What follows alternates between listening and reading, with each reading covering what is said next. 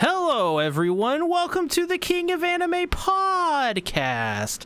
This week we have actually Satsuki on the show here. How you doing, actually, Satsuki? Hello. I don't know what y'all seeing, but there's only one Satsuki. I have no clue what you guys are seeing right now. So EA is going to be late. He's going to show up in about 5 or so minutes. Okay, wait. Okay, no, never mind. We have two C's.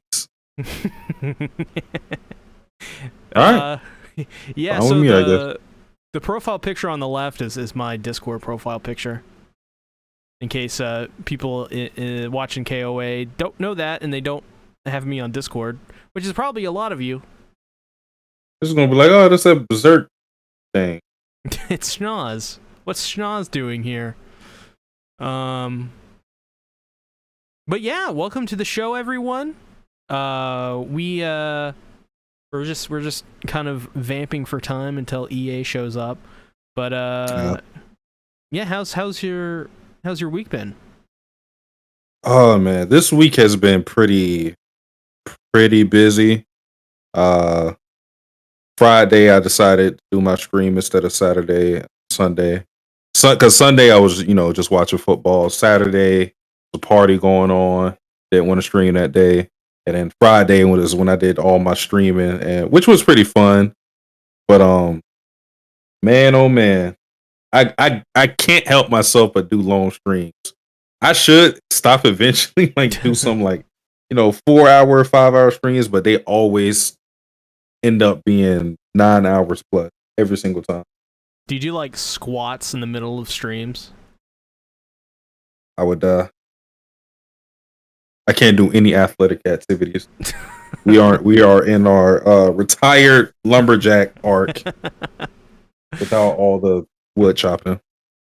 Oh man, that's I have to do that every day. I work out literally every day. This week I've actually been doing some yoga every other day. Oh, yoga. Yeah, I haven't done that in a long time, about a year and a half. And let me tell you, the first day I did it, it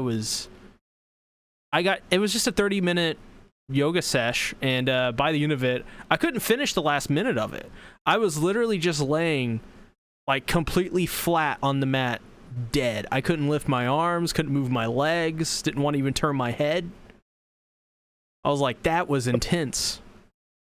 If it makes you feel better, I think I would probably die doing yoga because I've never been a flexible person, and I don't think my eating habits and my lack of exercise is going to lead me to be a more flexible person in my older years. So, yoga, I like to get in shape with basketball. Yeah, that's a good one. It's cardio. Yeah. The only bad thing about it is it destroys your knees. If you're not really jumping like that, you'll be fine.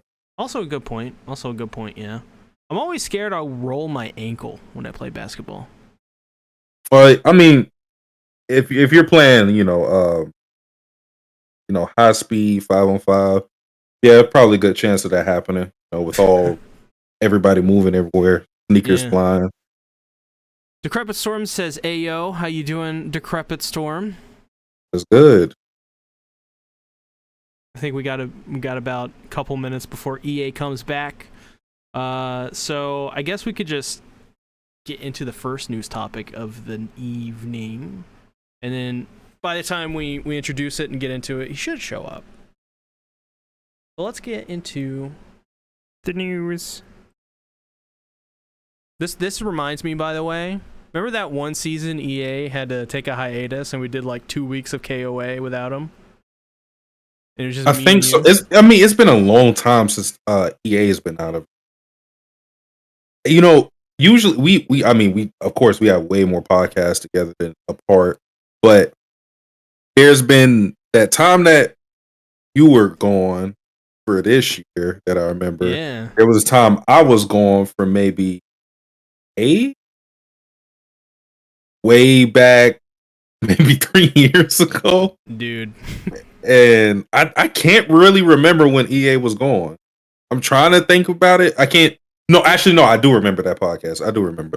Yeah, we were. But it was a long time ago. We dropped all. I think we just dropped all of the shows. And Yeah. we weren't watching anything great. It was another mid-fall, as per Yeah. usual.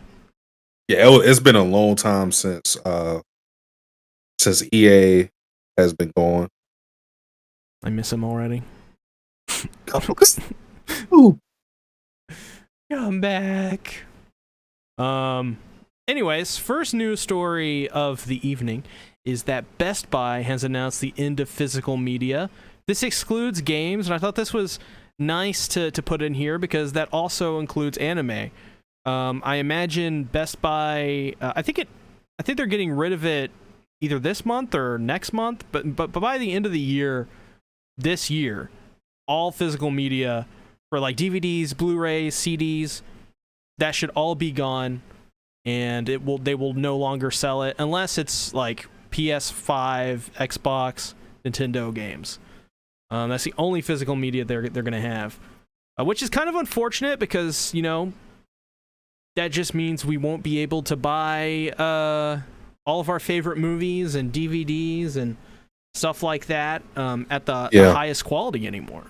That'll cease to exist. Yeah, I mean, it was just one of those things that we already saw the writing on the wall. We saw how things were turning. It is unfortunate though, just because my grandma is a big collector of movies. Not really a collector. She just happens to have this stuff, honestly. But she just watches a lot of movies. She had a whole shed that she probably still has to this day of VHSs and DVDs. And I remember having you probably had this before, like the DVD binder, like flipping through it, and I still use some. Yeah. You have all the DVDs there, and it was, I don't know, it's something special just to have things in front of you physically and to be able to scroll through things like that. But it's one of those things that we can't get too nostalgic over it because, I mean, digital stuff is, for the most part, better, but physical DVDs still have their advantages and whatnot. But it's a time or a tale of the times, I should say. This happened with music. We used to have cassette tapes, CD players, then everything moved digitally. Everybody, we had iPods at one point, which iPod still exists, but everybody has their stuff on their phones now, and that's just the change that we had to adapt to. It will be, now we're kind of old enough to talk to the youth, and we're going to be the ones out of place, like how our parents used to talk about cassette tapes and all these different forms of media that are obsolete now. We're kind of in that generation where we're going to be like, I remember Blu-rays and VHSs, and we had to rewind our movies. And the kids, what the hell are you talking about? Oh man, that sounds terrible. Yeah, I think literally the only physical media anymore that is really popular is probably vinyl, and that's for music, and I can't think of anything else besides that. And vinyl, I think, still exists because there's like that's more in the collectors type of mentality, It's unless things, unless things exist in that specific frame of I'm buying this to collect it rather than I'm buying it because I think it's a superior form of media. Because it's just, digital is going to be better than most things just because it's at the ready. There's no chance, or I won't say no chance, but less chance of losing it.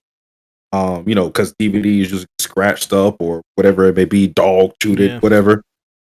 So that's how things are. I think what's going to suck is the quality of these streaming services. We're never going to experience what like a high quality anime. Most people aren't going to be able to experience something like that. And like I don't know if you've seen anime on Blu-ray, but it's really good. It's really clean. And if you've seen anything on Blu-ray, it's even DVD. It's way better than a lot of streaming services now. Like Netflix, as an example, has some really low bit rates. And that makes things blurry, and They don't look too good. I mean, it loads fast, and you get it immediately, which is nice. But I would love, to have that option still to... And I think we will for a lot of the big stuff, but I think it would be nice to still have that option to get that DVD or that Blu-ray or that 4K Blu-ray, which barely got any shelf life. Like they came out on the market and they're already gone. So, or they're getting there. Yeah. Light says it's a shame for people with terrible internet. I mean, that's also a thing too. Yeah. Well, I would assume those regions probably use DVDs. I don't think DVDs will really ever go away just because of those regions. Like poorer, more kind of southern hemisphere kind of regions that have to rely on older technologies because they're not up to date. They won't disappear, but just with it declining, there will be way less stores that sell them. I already seen something where Walmart said they don't want to have DVDs in their stores anymore. So it's going to be one of those things to where you're not going to have a lot of places to buy it, and that's just how it's going to be because a store isn't going to carry or inventory a lot of DVDs when people aren't going to buy them. Everybody's going to be like, well, I'll just watch it on Netflix or whatever streaming site they have. So it's unfortunate, but it's just I guess development for technology, evolution. That's how it is. Yeah, I think what we're gonna see is all the stores slowly drop it, all the stores like you walk into and stuff, and then eventually you're gonna see places like Amazon drop certain DVDs, certain CDs, certain this and that, and then eventually you're going to see all those people drop it, and then they're all going to go to specialty stores, and they're probably going to have to special print collector's editions of DVDs and Blu-rays. Yeah. Which sucks, but is the times, I suppose. A Decrepit Storm says DVDs will always be nostalgic for me, though. I don't use them anymore. Yeah. I think I tossed away my DVD player. You know how special it used to be to have a portable DVD player? Yeah, with the little screen. Mm-hmm. Oh my god! Like, I remember just having that during road trips. Because you didn't have anything, you didn't have a phone to play on, so it was just you either had to entertain yourself by doing little road trip stuff like I Spy, stuff like that. Yeah. Or you had the portable DVD. That was like a big thing. I don't know. I already feel old saying this, but it was just something special about having things that were a lot simpler like that. But, do you remember the when they'd put like episodes of SpongeBob and Dragon Ball like GT on Game Boy Advance cartridges? Now I've seen it before. I've never done it, or I've never had it. Right, but I've seen it before. I owned episodes of Dragon Ball on Game Boy cartridge. And Jesus, how was that? I don't remember, but I remember watching a video of it, and the quality was really bad. I can imagine. Like it was at like some ungodly frame per second. It was like, I think it was like 15 frames a second or something like that. It was pixelated. It was a small fucking little screen blown up to whatever the resolution of a Game Boy was, like 240p or 360p or whatever it was. The audio quality, I remember this. I remember they had like Game Boy branded like earbuds, and I used those on my Game Boy to watch an episode, and I was like, this is... I just remember going, I couldn't... I didn't understand what I was seeing, really, and hearing, but I knew something was up. I remember that.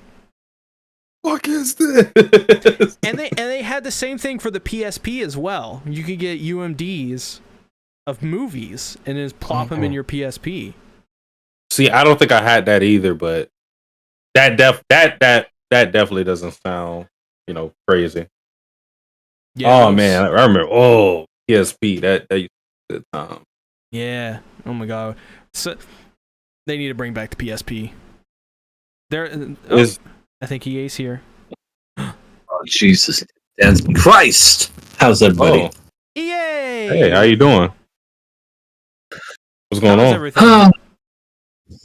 I'm a working man again. What can I say? Wow, look at your hair. You're all swole. I know.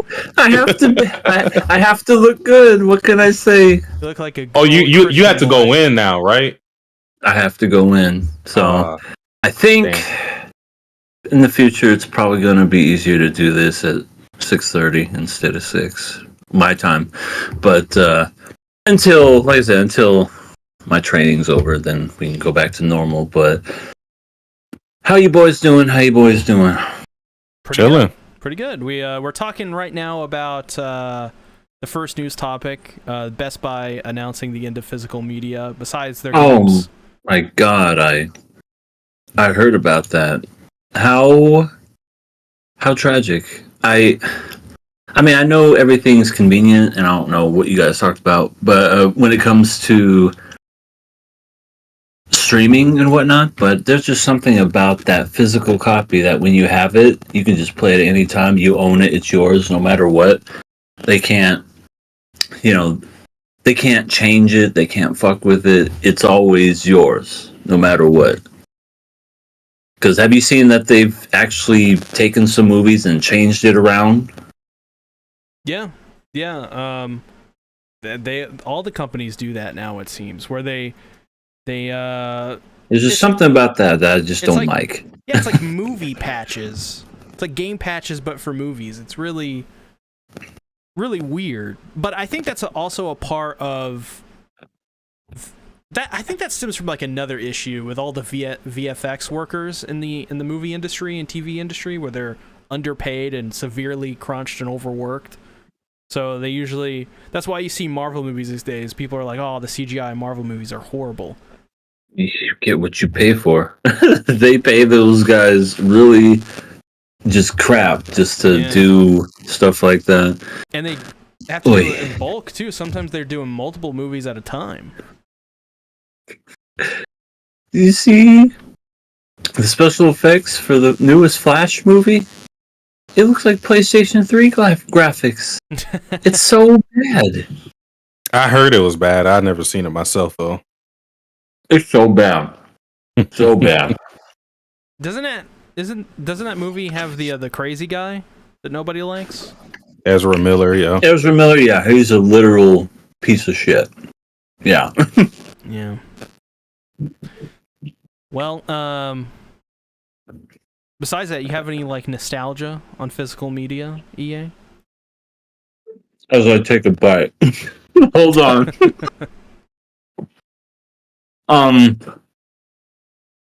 Yeah, I mean, I remember VHS tapes, and they would switch up to DVDs. I mean, I think we talked about it a little bit yesterday when we went off the podcast and whatnot, but pretty much it's just like the menu screens, the special features on DVDs. That's the stuff that is never going to be back, and I miss it so much. I wish it would. And, yeah. I think one of the more nostalgia things for me was collecting the VHS tapes for Dragon Ball Z and it actually making a picture. I did the VHS tapes and I stupidly got rid of those. Yeah, those would be so much money if I would have kept them. I have Dragon Ball Z Season 1 box set in VHS. So I still have that. Also have a couple other VHS sets for Dragon Ball Z and Dragon Ball, the original one. Yeah. But, I had some from GT, and then I was like, I don't like this anymore. I had the VHS tapes of the Baby Saga, the Baby Saga, and what was the other one? Super Hellfighter 17 saga. I think I stopped after it was the Black Star ones. Like, I gave up. I was done. I think a lot of people gave up. All right. I mean, one of these days we got to watch GT. That's the next step. I watched a little bit of GT a couple weeks ago in my server. To the Grand Tour. And it was weird. Like, oh, really? It was really weird and stupid. Stupidly weird.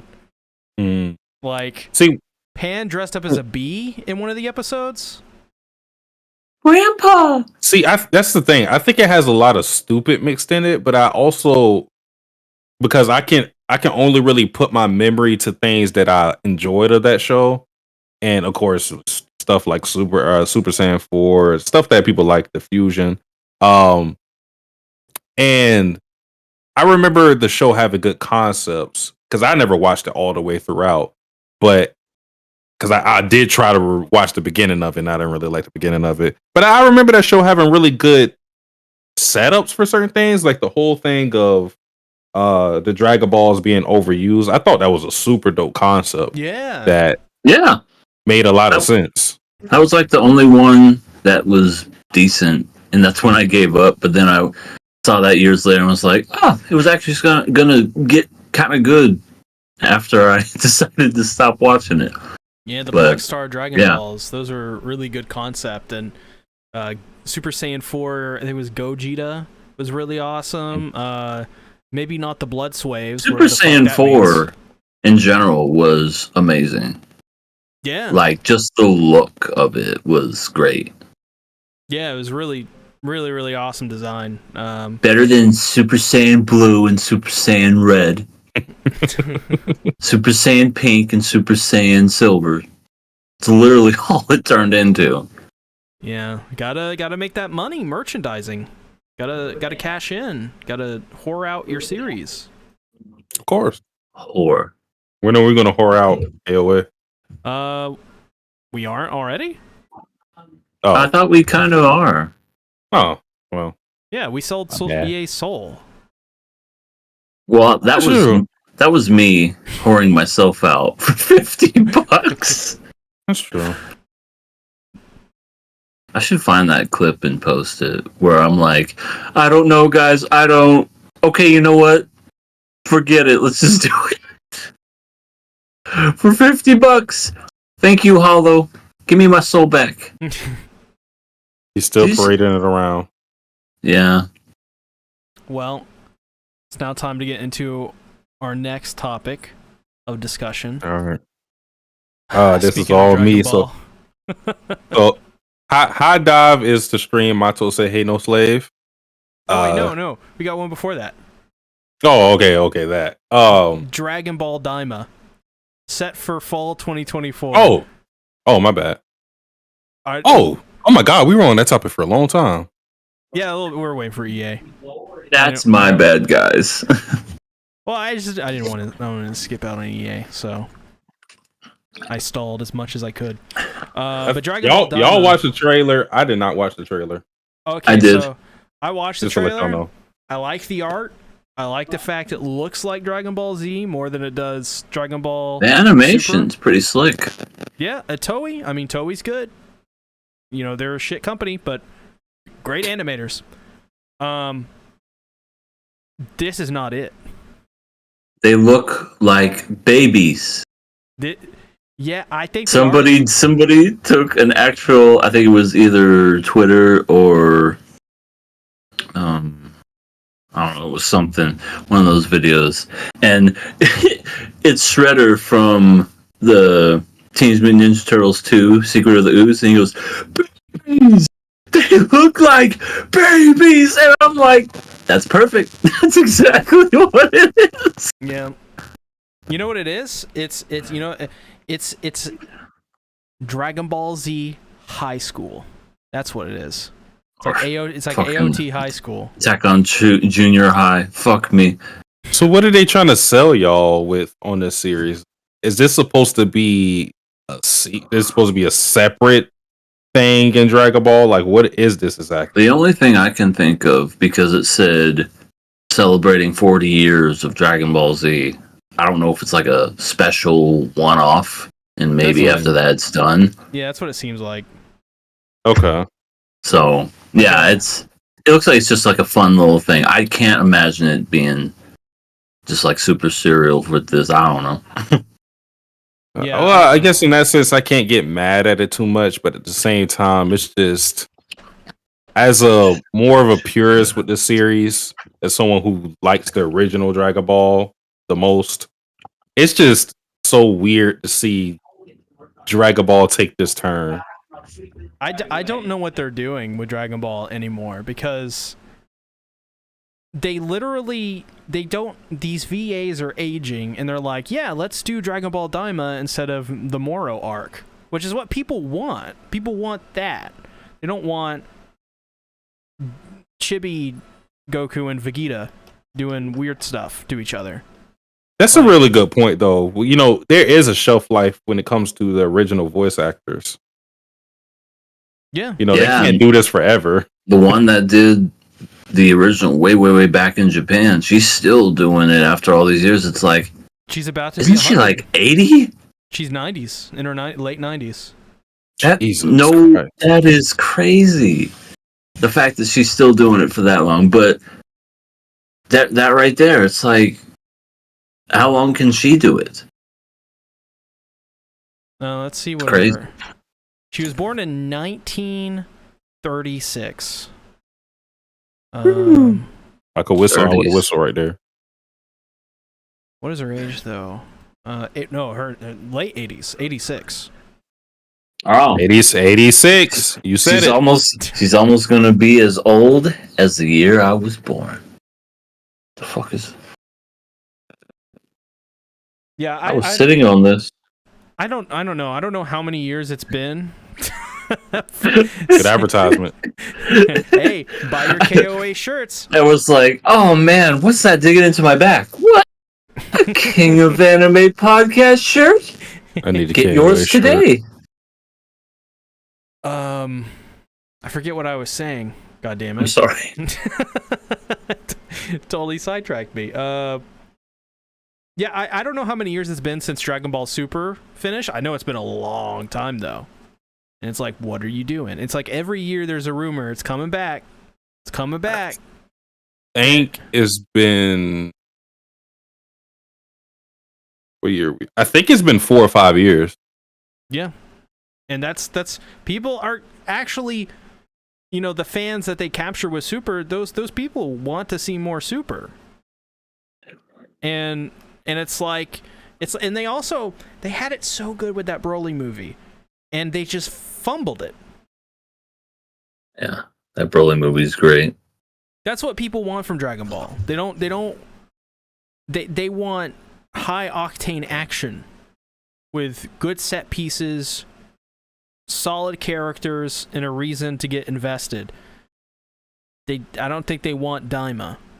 Pretty sure. And the reactions I've seen online are pretty negative towards this. Babies. I mean, people already didn't like the fact that Trunks and Goten seemed disinterested with showing them aging. So you showing everybody else's kids, it's just reminding them of the thing that they hated with just 2 characters. Now it's with everybody. Yeah, it's just some of the memes were pretty funny though. They were like when Goku accidentally drinks Vegeta's juice box. That's too funny. I don't know. Anyways, Satsuki, now onto your news of choice. Not that this series is going to be super popular or anything of the sort, but High Dive is going to stream Mato Seihei no Slave. Not that important. It's just a series that I read and enjoy. It's from the creator of Akame ga Kill. And yeah, ecchi series, interesting powers, lots of anime girls that people are going to slobber over. But honestly, I don't think the anime is going to take off too much because it doesn't look that great, to be quite honest with you. So if you want to enjoy that series, manga's probably the way to go. But hey, I'll at least give it a couple of episodes to see how it is. So coming to you in a future episode of KOA, Satsuki drops Matosei no slave. After Live. one episode. That is not a show we should cover. It pretty much, to not really spoil you, but to kind of spoil you. Every podcast is going to be, so she just got naked. That was a cool fight. That's it. That's all we're going to talk about.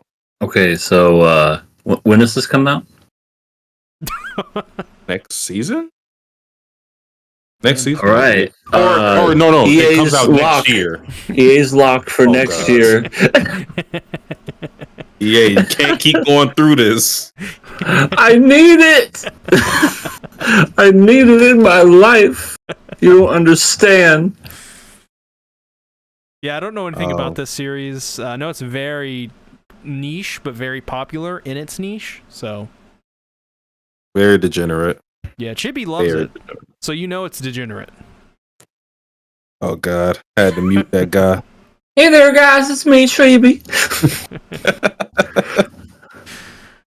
But he had to mute him. Oh, because of the shit he was posting about Motensei. I mean, that's part of it. I just Bro. don't enjoy his tweets. Did you see Giga uploaded a video that said Mushoku Tensei Season 2 is peak isekai? Oh yeah, I seen that just today. I don't know if he uploaded it today, but He's totally watching us. He's copying us. He's like, what is KOA doing today? Bombshell. They're talking about Madoka Magica. We got to get on that. But the fact that he made a video like that is proof that we are not alone in our thinking that season 2 is bad. Because a video like that does not come from him if season 2 is universally looked at as good in comparison. Wait, I thought I thought the video was titled "It's Peak." Like, yeah, it's great. peak. That's what I'm saying. He wouldn't have said that unless that was a controversial take, or unless it was a take that, if it was a universal take, he would have never came out with that video. That's what I'm trying to say. It's kind of like when people come out with videos that say like SOA is actually underrated, something like that. You know, it's a take that not many people will have, so that's why they're making a video like that. Yeah, I'm stupid. Yeah, I don't get how it's. I said in my server, I said, yeah, it's peak. It's peak something. Peak shit. Big asshole. Pink stinky. I'm gonna make a video about it eventually. I already have it written. It's just I thought we were gonna have. I thought it was not gonna be. I thought it was gonna be consecutive core, but it wasn't. So it kind of messed everything up. So I'm gonna wait for part 2 to air in its first episode. I'm gonna just release that video and get a bunch of hate. Should be a lot of fun. Get a lot See of what the people crypto telling store me wrote. I'm a joke. The Crypto Storm. Not What to did he spoil say? you, but to spoil you started to sound like Chizuru there. It's not. I don't not want to spoil you. But I don't man. spoil.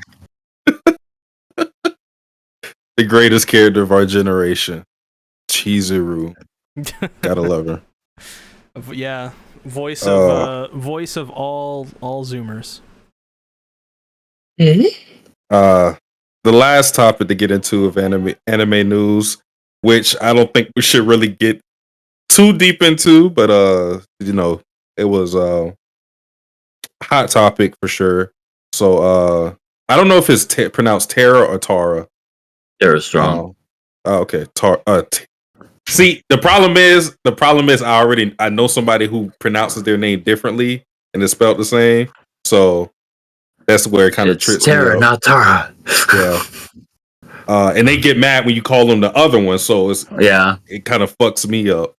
But I knew somebody. I'm sorry, real quick. I knew somebody whose name was spelled Tina, which is Tina, but they pronounce their name Tina. Tina. See, and that's something you got to tell to everybody because nobody's going to pronounce it that way. But I'm just like, really? Yeah. Just say Tina. Just say Tina. Oh, and yeah, she was one of those people. It's Tina. Okay. But so she got recast. Well, if you guys don't know her, very popular voice actress. Amy Turner. Cartoons that Bubbles. Yeah. Somebody in Teen Titans. She's the voice of your entire childhood, basically. She can play young boys and little girls. Like, she's got range. I think she's Raven. Ben 10. Yeah, she's been Ben 10. She's Raven from Teen Titans. Mm-hmm. Yeah, lots of voices that you may not even be aware of yourself. But she's been recast in an animated series called Boxtown. Amid a very interesting. No, Boxtown. I was so looking forward to Boxtown. Damn it. Amid very interesting and maybe anti Thomas post. So it was. I'm not going to read the tweet, but amongst unless you're living under a rock, you already understand what's going on with the conflict between Palestine and Israel. She made a tweet on that. They reacted and they said, "You're out." They canceled her. Yeah. Wow. Won't say if it's warranted or not. Like I said, not going to really get into that, but interesting for sure. Must have been something really bad. That's all I gotta say. I don't know what the tweet is. I remember Dan mentioning it in my server. But had no idea. I posted in our chat, but we won't talk about it.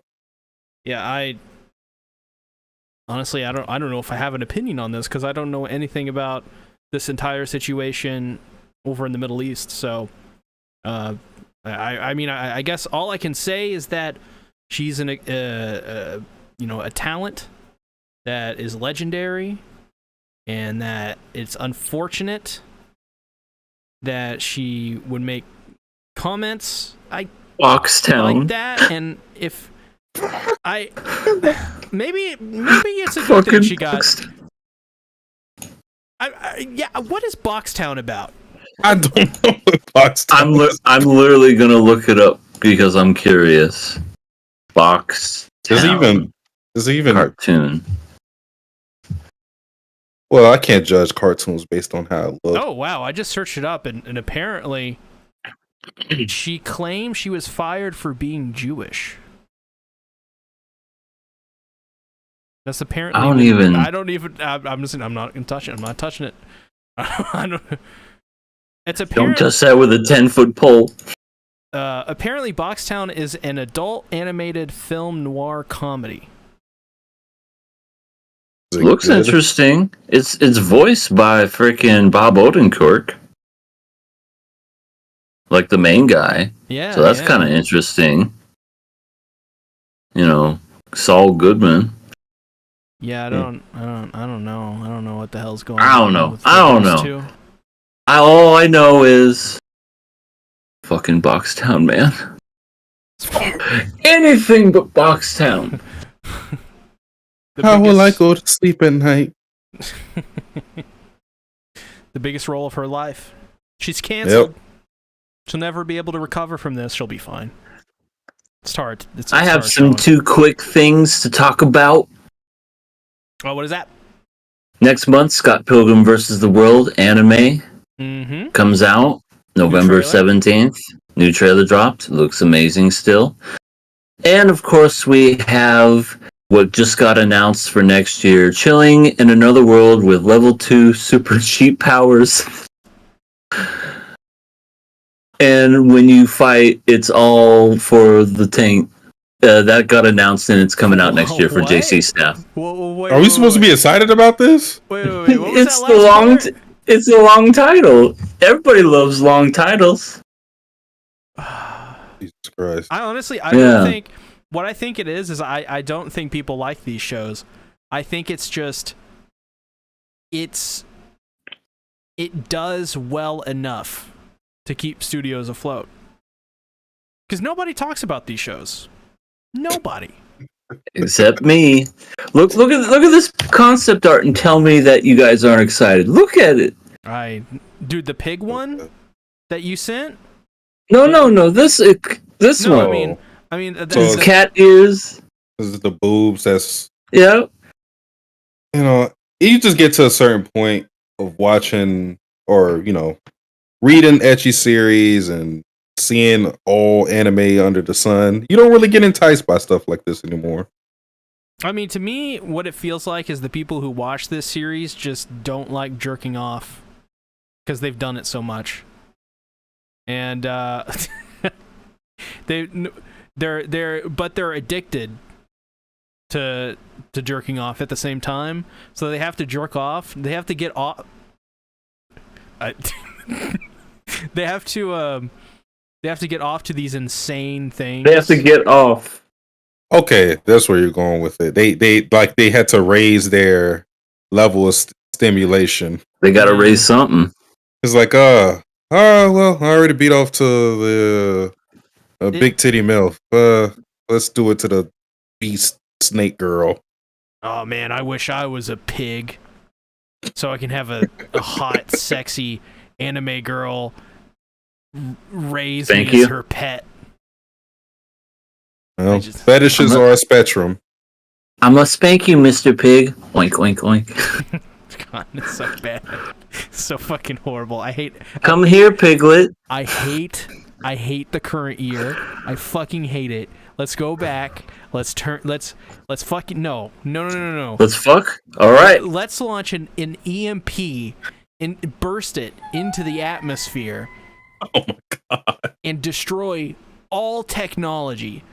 Let's lower the magnetosphere of planet Earth to allow a burst of radiation that breaks off from the sun to blast us so that our entire grid is destroyed, so that we're immediately back to the printing press and newspapers and shit. See? I think you need to snap out of it. I'm done. I'm over it. No more. Anyways, I think Sasuke's calling somebody. I think that he's calling Joe Biden. He's calling someone to lock you up. He probably is calling Joe Biden. He's like, someone just said they wanted to blow up the world. He's writing something. I wonder what he's writing. Oh wait, no, he's looking at a necklace. What? Why is he pointing at me? What's he pointing at? What is happening? It's time to get this motherfucker. Okay, back. What happened? Just ordering pizza. Oh, nice. We may have to do the podcast without C-Tactus in about 20 minutes. What does that mean? Did you just call it a hit on me? Just whenever someone knocks on the door, just please answer the door. Don't ignore it. I guess so. Or they're going to break down your door. Okay, I don't want my door to be broken, so I guess I'll go and answer it. Anyways, it's time to get into our main topic of the show, Gargantia. Or Nakama Club, sorry. Episode 2. What'd you guys think about this episode? What did I think? What did y'all think? I know what I thought of it. This episode was a lot more interesting than the first episode, and had a lot of things to really entice you into the series. So I won't go into everything, of course, but just seeing Leto, conversate with Amy during that tense interaction between the Earthlings and him, who's representing the Alliance, and them communicating with Chamber. That in itself was super interesting. Him kind of him translating and him not fully understanding what they're saying because he's still gathering intelligence to convert their language into his language. So that whole thing was interesting by itself. But we learned way more about this world. And I guess this is where I'll leave off things. And we find out that Earth at some point was frozen and abandoned. And that is why some people are probably in space, because I imagine that a lot of the characters that we saw in the beginning are Earthlings, and they're just far removed from being on Earth and just inhabited different planets, and we're doing different things and advance their technology because they're in space. But yeah, a lot of world building stuff with this episode that I enjoyed. Yeah. I definitely enjoyed the barriers between the languages and how they kind of interacted with one another. I love the whole offering up of a fish. And it's like, what is that? It's a dead flounder. No, it's a scam, EA. She did it just like Sasha did to Keith Chavez in Attack on Titan. Remember when she gave him half the potato and then she gave him half the fish? It was like a fourth. You greedy bitch. Well, it was a peace offering. She was trying to basically say, look, I know you're hungry. We don't want you to be on bad terms here. Here's some fish. And look, it's not poisonous. Nom, nom, nom, nom. And all that good stuff. But that was sweet. That was cool. What I really liked was just the setting of this world. Essentially, I don't know if you've ever seen it, Waterworld. This is essentially where all lands have freaking disappeared and there's nothing left other than just us floating on the ocean. And Amy seems like she's been upon this ship for a while because she just freaking parasails like nothing. I thought that was kind of neat. It's like, hey girls, I gotta deliver some mail later. Yeah, it's an interesting way that they adapted to everything. You know, with them, what did they call? Oh, I also just like to, and I think this is great world building for any people that may aspire to do like fantasy series.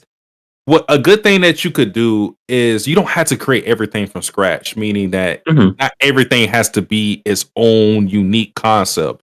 Kind of take the world as you know it and remix it. So, like, what I'm talking about is they rename different things. So, like, what we know as Gundams, they have their own unique name for it. I wrote the name down somewhere. Starts with a Y, I think. Yeah, Yonboro. Yeah. Wait, where did I write it at?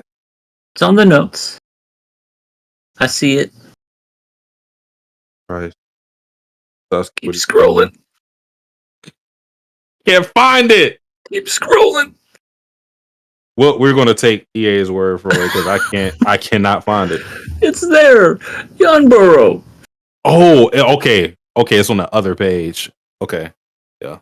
So yeah, the Yonboro are what we know as Gundams, their version of Gundams, not the advanced thingamabob that Leto has. But yeah, you know, that's another thing. They called when lightning struck the ocean and they used that to kind of, I guess, extract power. That had its own unique name too. It was like Galaxy something. Something like, yeah. They were talking about the Milky Way galaxy and like the lightning striking the ocean. I'm like, that's not the Milky Way galaxy. But to them, that's what it was. Yeah. But yeah, you know, stuff like that, you know, it just makes the world feel more alive when you give things unique names. And again, that's not something that you have to.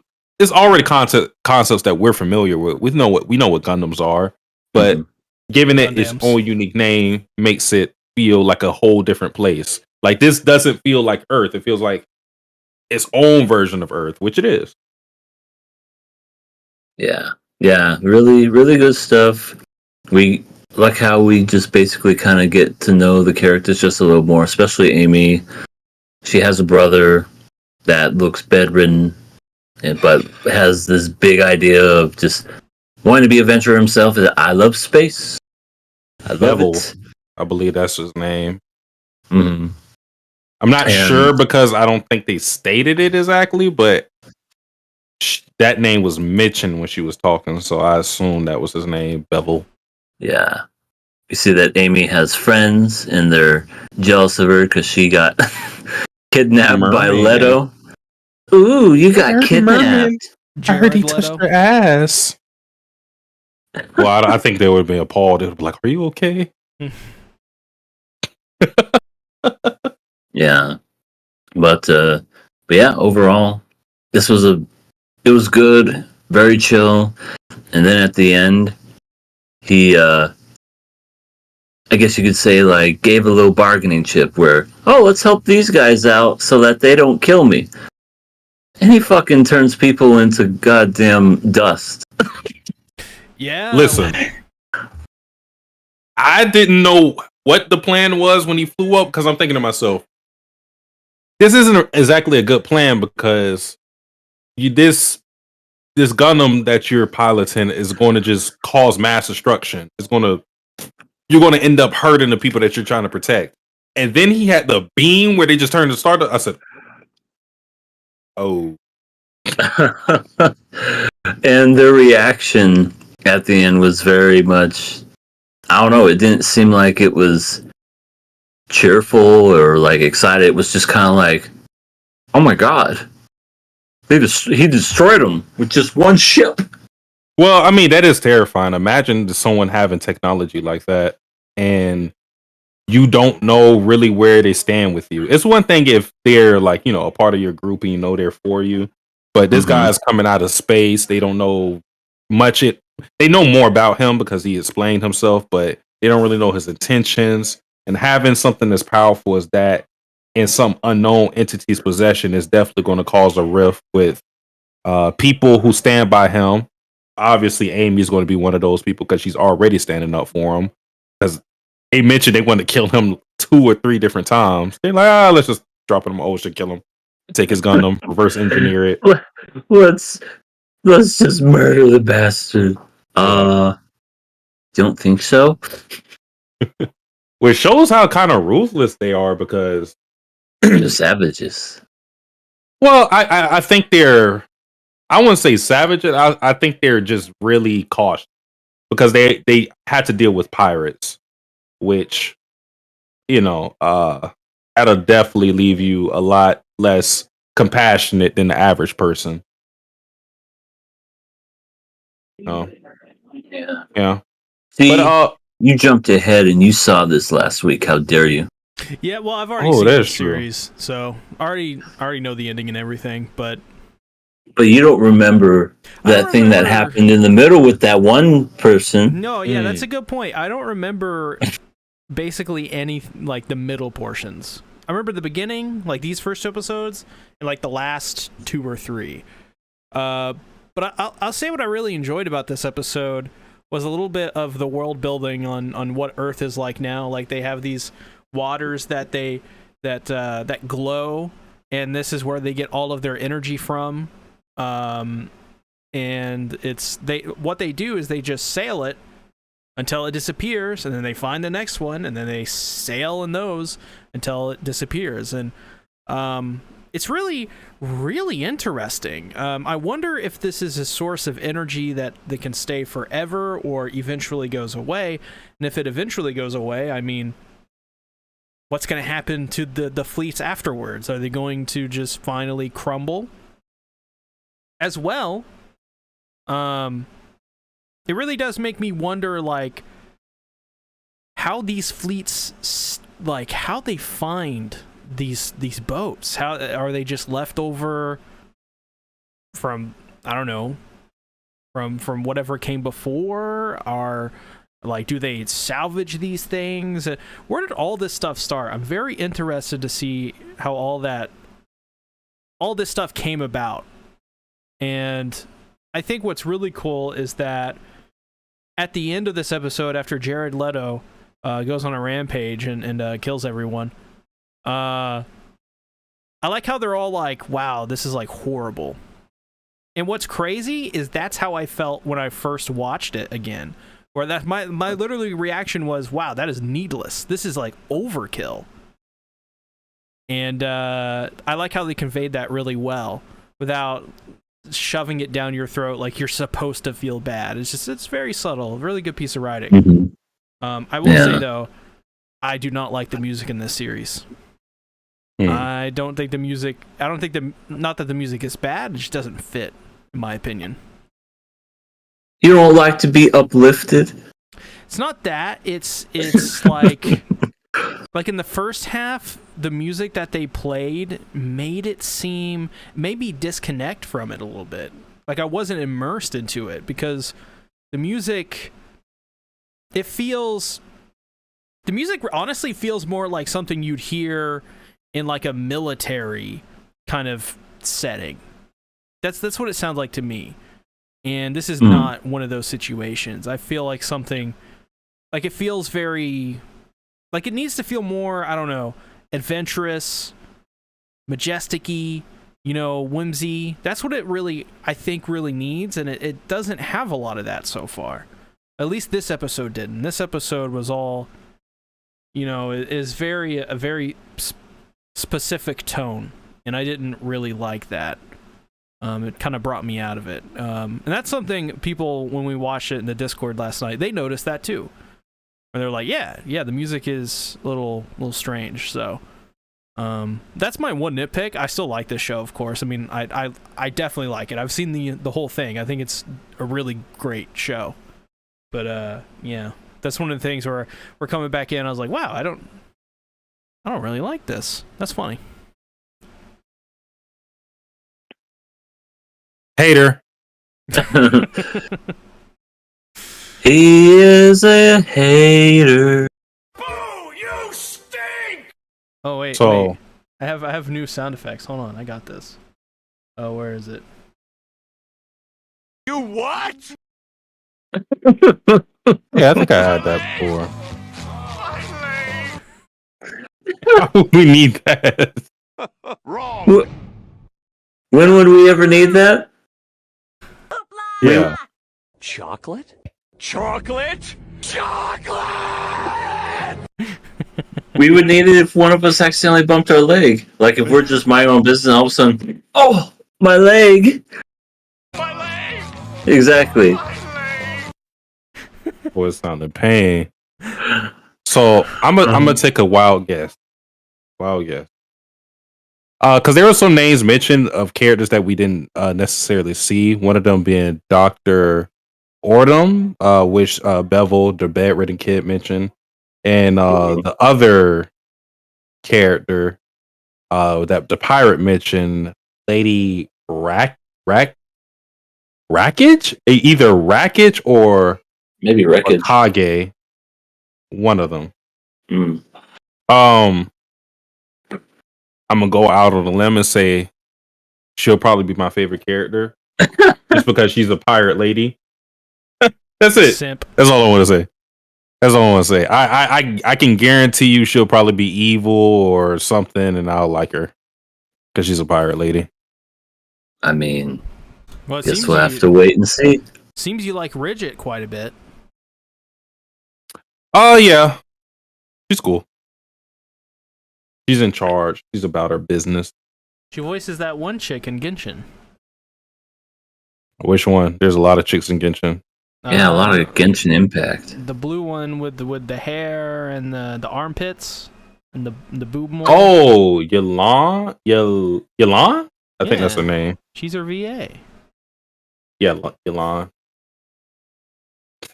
I didn't get anything that you were saying. Like I was trying to picture the character. I didn't picture the character until you said this thing about the armpits. And she voices Catherine in Fire Emblem. Oh well, haven't played it yet. No, you'll know immediately. I don't know anything. EA, you'll know. You know how I know? Because I know, you know. And if you don't know, now you know. Yeah, good episode though. I really enjoyed it. Man, they're in for a world of hurt or I guess Leto is, because they're not going to be, he did a lot of good, but I don't think they're going to be too receptive of it. They'll be He's like, gonna be like, "What did I do? All I did That's- was something nice." They should rename this series. saved the world. They should rename this series to, instead of Gargantia on the Verderous planet, to Dances with Boats. Why do you say that? Because he's saying it's similar to Dances with Wolves. Oh, But- okay, gotcha. But Dances with Boats just sounds dumb. You're literally taking a boat and just going la la la la la la la. I mean, the other option is Dances with Mechs. Oh, girl, you're so graceful. You're as big as a boat.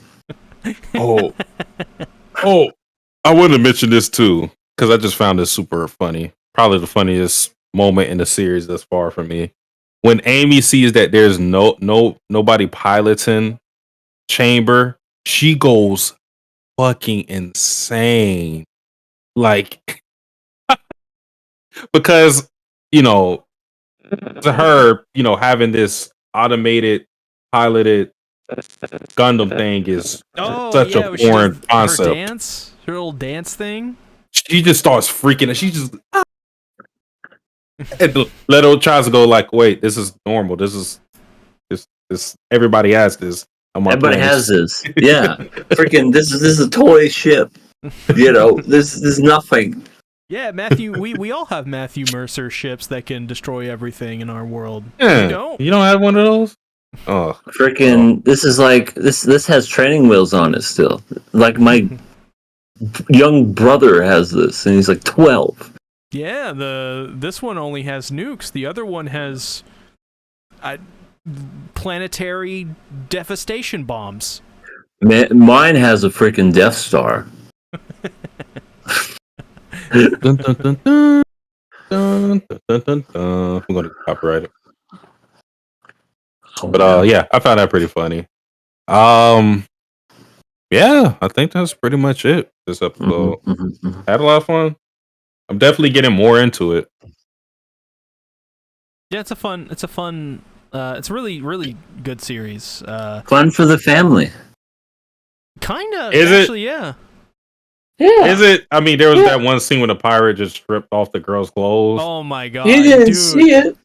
Dude, that was so fucking He could have been ripping off her name tags. Like, girl, you don't need this. If you don't listen to us, we're gonna like do some weird rapey shit to you. Proceeds to rip off girl's shirt. It's like, wow, that was random. I mean, you kind of. And are we supposed to feel bad that they got turned into dust? Not really. I guess, Exactly. Yeah. I guess not. Now, if it was like someone that had like, she would be father and son. We're gonna take on the world and just take this ship and make it ours, and then they killed them. Oh, that would have been more impactful. But no, we get rapey pirates. R with a capital R. Yar, Well- we're going to non-consistently touch your boobs. Yar. Well, I guess that's the thing that we should mention. That I mean, there's going to be retribution for this, of course, because they're going to wonder where all their pirates went. It's one thing for maybe some of them to die. They tuck their tails and they come back and they report, well, they were just stronger than us than this day. But for you, I don't know if he eliminated everybody, but it seems like he did. For you to eliminate everybody, ships, all people, they are going to try to figure out what the hell happened. And they're definitely going to be interested in Chamber. And because Chamber is so overpowered, I feel like Leto's probably going to be in trouble, or maybe they'll try to take a hostage, because if they can't really compete with him with their technology, then they'll have to use more dirty tactics. So Dirty and sleazy tactics. Oh my god. this is true. So Amy, watch out. The more you become a love interest or an important person to Leto, the more that you'll be, as I like to call characters, Princess Peach bait. Uh-oh. Yeah. Give me woman back. Be prepared. Mario becomes Irish all of a sudden. He's Italian. Yeah, let's see, go. This is Whoa. someone's day. I could turn into a fucking elephant. Woo! You know, Chris Pratt's not returning for Mario. He's not returning to voice him anymore. Damn it. Man, not Chris Pratt as Mario. Everything but Wahoo! It's a me, Mario. You know what my reaction when I first heard that noise, or when I first heard that news story was? My leg! Oh, well, okay. Oh, you got weak in the legs and you could cry. You were like, oh, Chris Pratt. I love me some Chris Pratt. I'm gonna. Crepper Storm said Leto is like, we saved the city, Patrick. Yeah, the thing I thought of when he did that is kind of the whole Avengers and Ultron, you know, when they, you know, save the day, but they fucking cause so much destruction. So I think a situation, I think a very similar situation is going to happen because in the next movie, which was Civil War, I believe. Civil War. You know, a lot of the citizens had issues with the Avengers and they kind of wanted a contingency plan for them put in place. So, you know, and more monitoring of them, more government control and things of that nature. So in a more micro perspective, I think they're going to want to manage him because I think they will realize that they probably want him as an asset, but now they're going to want to maybe even imprison him or whatever. But they're definitely going to be people scared of him. So they're going to give him a nice earth-warming kiss. Aww. Kawaii. Thank you for murdering all those pirates for me.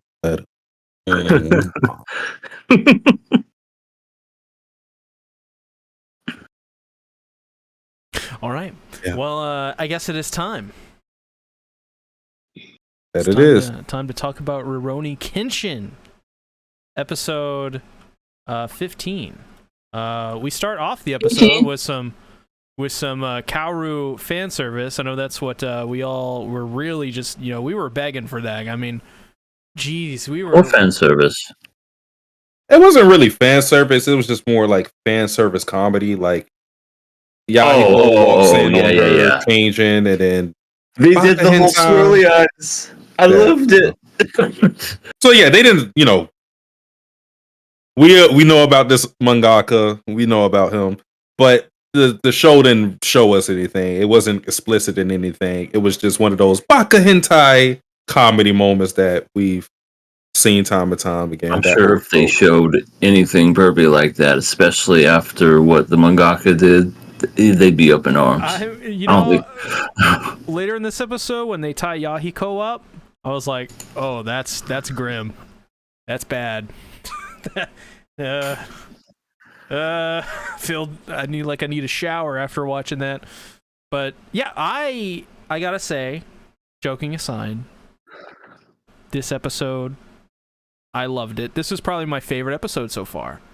Mostly because Kaoru is actually good at things. She was showing other people how to fight with her wooden stick. Yeah. I was very impressed, and not only that, this episode was interesting. It felt like 2 episodes in one. It felt like I was watching it felt like I was there for like an hour, but really I was only there for like 20 minutes, but in a good way. And this is also an episode I remember watching as a child too. So, and I guess this is why, because it was a really good episode. At least my opinions are that it's a good. I really like Raijuda. I thought he's a really interesting guy because he's sort of like a gatekeeper for the old ancient sword styles, and his idea to combat this new, with the Meiji Restoration and this industrialization of things with weapons and stuff like that is to brute strength swordsmanship into it. You know, even though the sword is dying, which is really what this episode is about. It's about the idea of the swordsman just going away because guns, because of industrialization, because people are, their life expectancies are getting better, technology is progressing, and because of that, it's leaving those things in the dust. And it's a really interesting thing to tackle here, because you have to think, you know, back in these times, a lot of these people, probably their lives were dedicated to the sword, and especially all these dojos, and now they're going away, and I can't help but feel for Raijuda here, and I can't help but feel for Maikawa. I think they're both, Raijuda and Maikawa, even though we kind of see Raijuda right now as sort of like the antagonist a little bit of this arc. I don't think that's going to be the case. That's just my hunch, because I feel these two characters have a lot of similarities in the fact that they seemingly both come from a different generation, and they seek the same things, which is, you know, the continued proliferation of the sword when the sword's going away. And it's a really interesting, neat concept, because Maikawa sort of seems kind of like he's not happy about it, but he's letting it by, he's letting it go. All the, you know, he has these students that aren't training in the sword anymore, and he kind of sees the writing on the wall, while Maikawa is like, I cannot let this go, we cannot let this go, this is important, this is livelihood, this is our livelihood. And in a sense, there's this air of kind of, I don't know, sadness is not the right word, but for lack of a better term, a little bit of sadness in that regard. Maybe melancholy is the better word, actually, because days are changing, and it's really interesting stuff, and I just thought the episode overall conveyed all that really well. But what did you guys think? I thought it was pretty fun. It looks like Yahiko has a nemesis.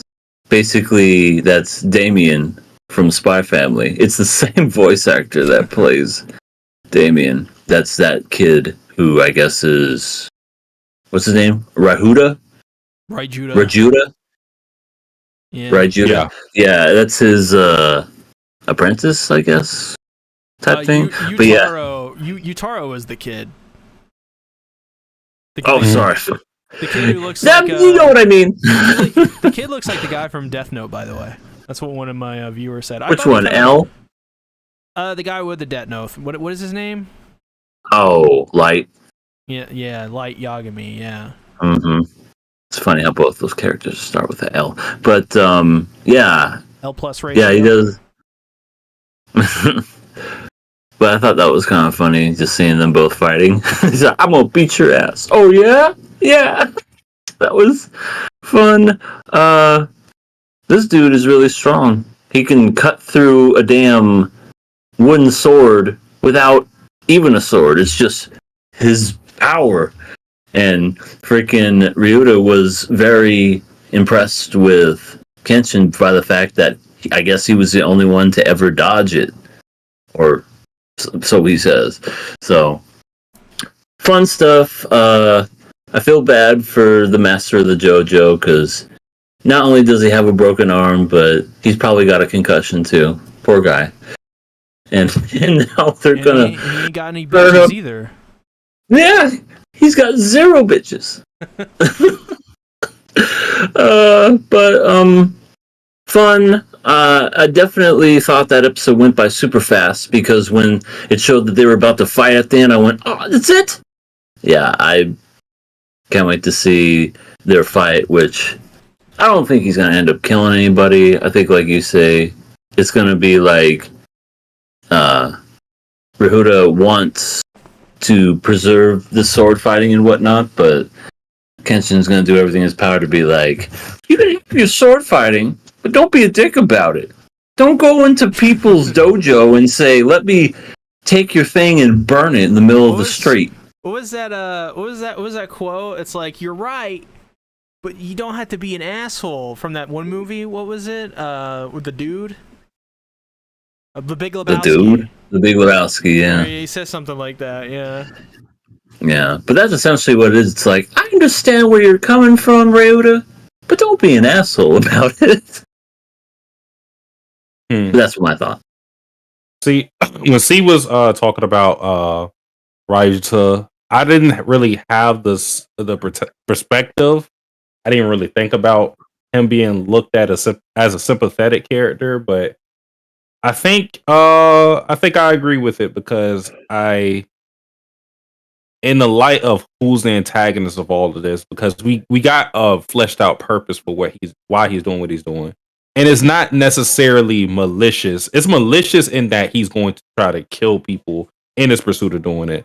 But the tactics or his purpose itself isn't malicious, which is to kind of unify everybody under his sword style, because he laments the fact that this ancient sword style has been watered down into a myriad of different styles for people who may not be as talented, or maybe he basically had an issue with the bamboo swords because he's just like, wooden swords, pussy.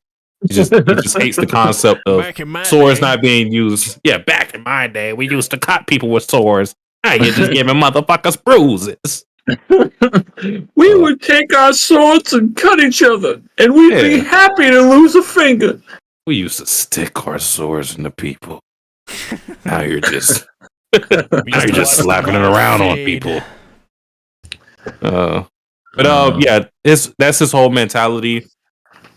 And I guess in that sense, the antagonist would kind of be the times changing, swordsmen becoming more obsolete, him feeling that and not wanting to adapt to, because he specifically said that he wanted his sword style to combat Western weaponry. So he's trying to use this sword style to combat guns and everything else that are being created during this time, cannons and stuff like that, or more advanced cannons. But yeah, I found that perspective very interesting. But I think overall, this, or how this conflict is going to end with Kenshin, is that he's just going to have to overpower him. He's going to have to show that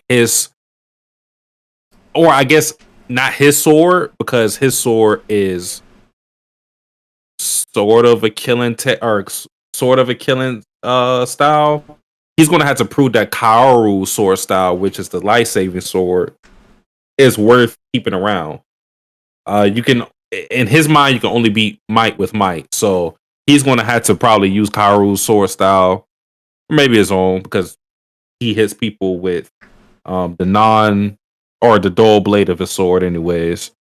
He's going to have to show that that's something worth preserving and beat him at his own game, because otherwise he'll just keep doing this to other dojos regardless. QRW6 says Rurouni Kenshin 2023 has started airing the English dub. Hey, I wonder if maybe you'll know this, QRW6. I wonder if they are using the original voice actors from the old school anime. I don't know if they would still be able to do it. I mean, hopefully they're all still alive and they could. That would be interesting. It's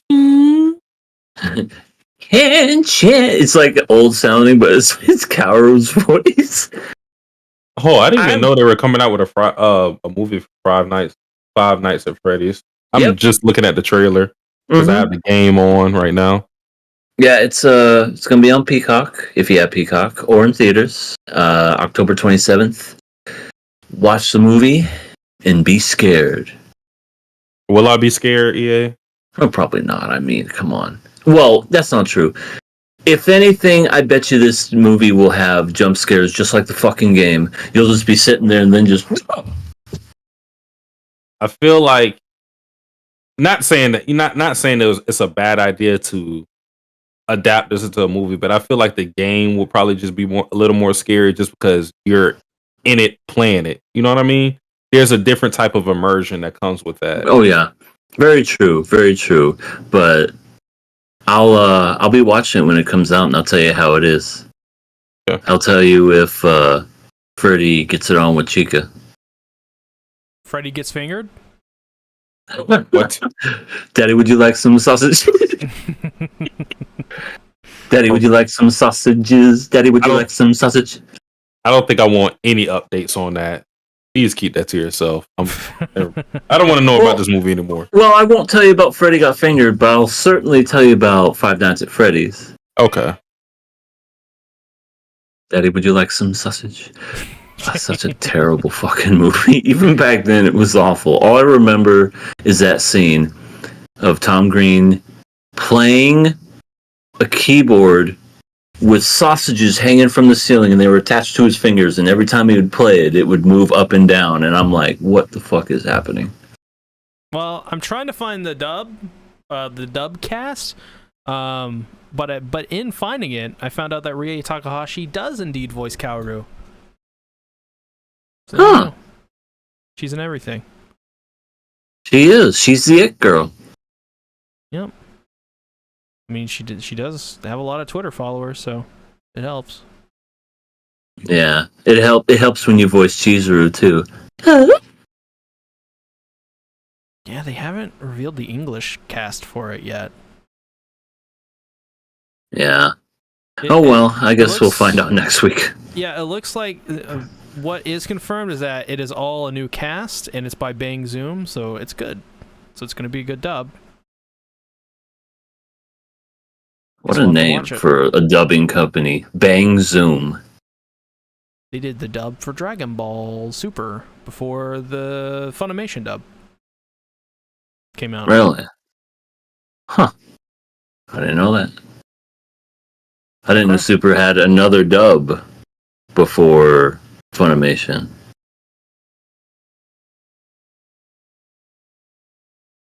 Well, only thing I want to say about this episode, Maui Kawa, it's time to hang it up.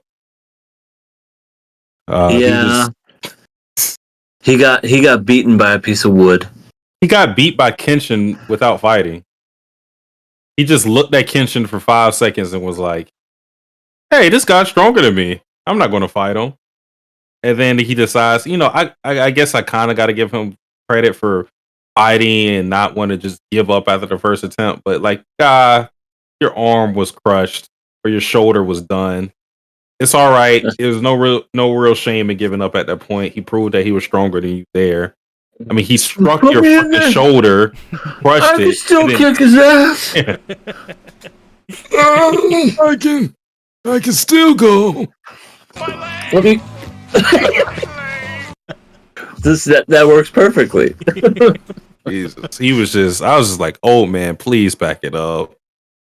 You're not going to recover from this fast at all. But yeah, that was tragic. Well, I guess it's time. It's killer pastime. Hold on, I gotta get my serious face. Yeah, I have to get into a serious mode as well. This shit's about to get crazy, y'all. Rurouni Kenshin, Killer Pass Week, episode 15. This is the moment that could break everything. It could heal, repair. It could fix the world if we make the right decision here. And this is important. We can't fuck this up. We cannot fuck this up. We could easily slip up and say kill. We could easily slip up and say pass. But only time will tell if our answers are actually correct and if this series is worthy. However, for today, we must try our hardest to do things. This is ultra serious. There's nothing more important than this moment in the history of man. Okay? long after the stars burn out and our universe is destroyed by a supernova, the one thing that will always remain is this moment. Right here. Right now. This is all we've been fighting for.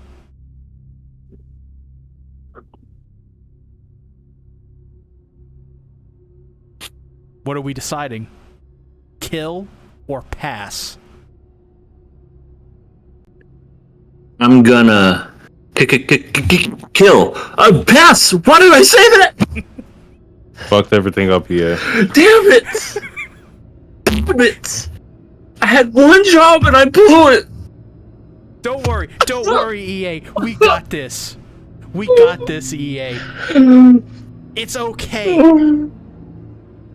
Thankfully, there are 2 other people here. Satsuki, Oh. you can't fuck this up. Can't fuck it Don't up. do what I did, please. This is important. We have to do this for the children. For the starving Ethiopian children that star in all those Sarah McLachlan commercials. This is for them. In the No. arms of the angel. That's I you. think. You're the angel. You have the think. kids in your arms. I think I'm gonna pass it. Oh my God. Can Jesus. you feel the brand new day? Can you feel the brand new day? All right. It's up to me. Can I make it through? Can I survive these turbulent storms on this verdurous planet, which is Gargantuan? We live in Gargantua?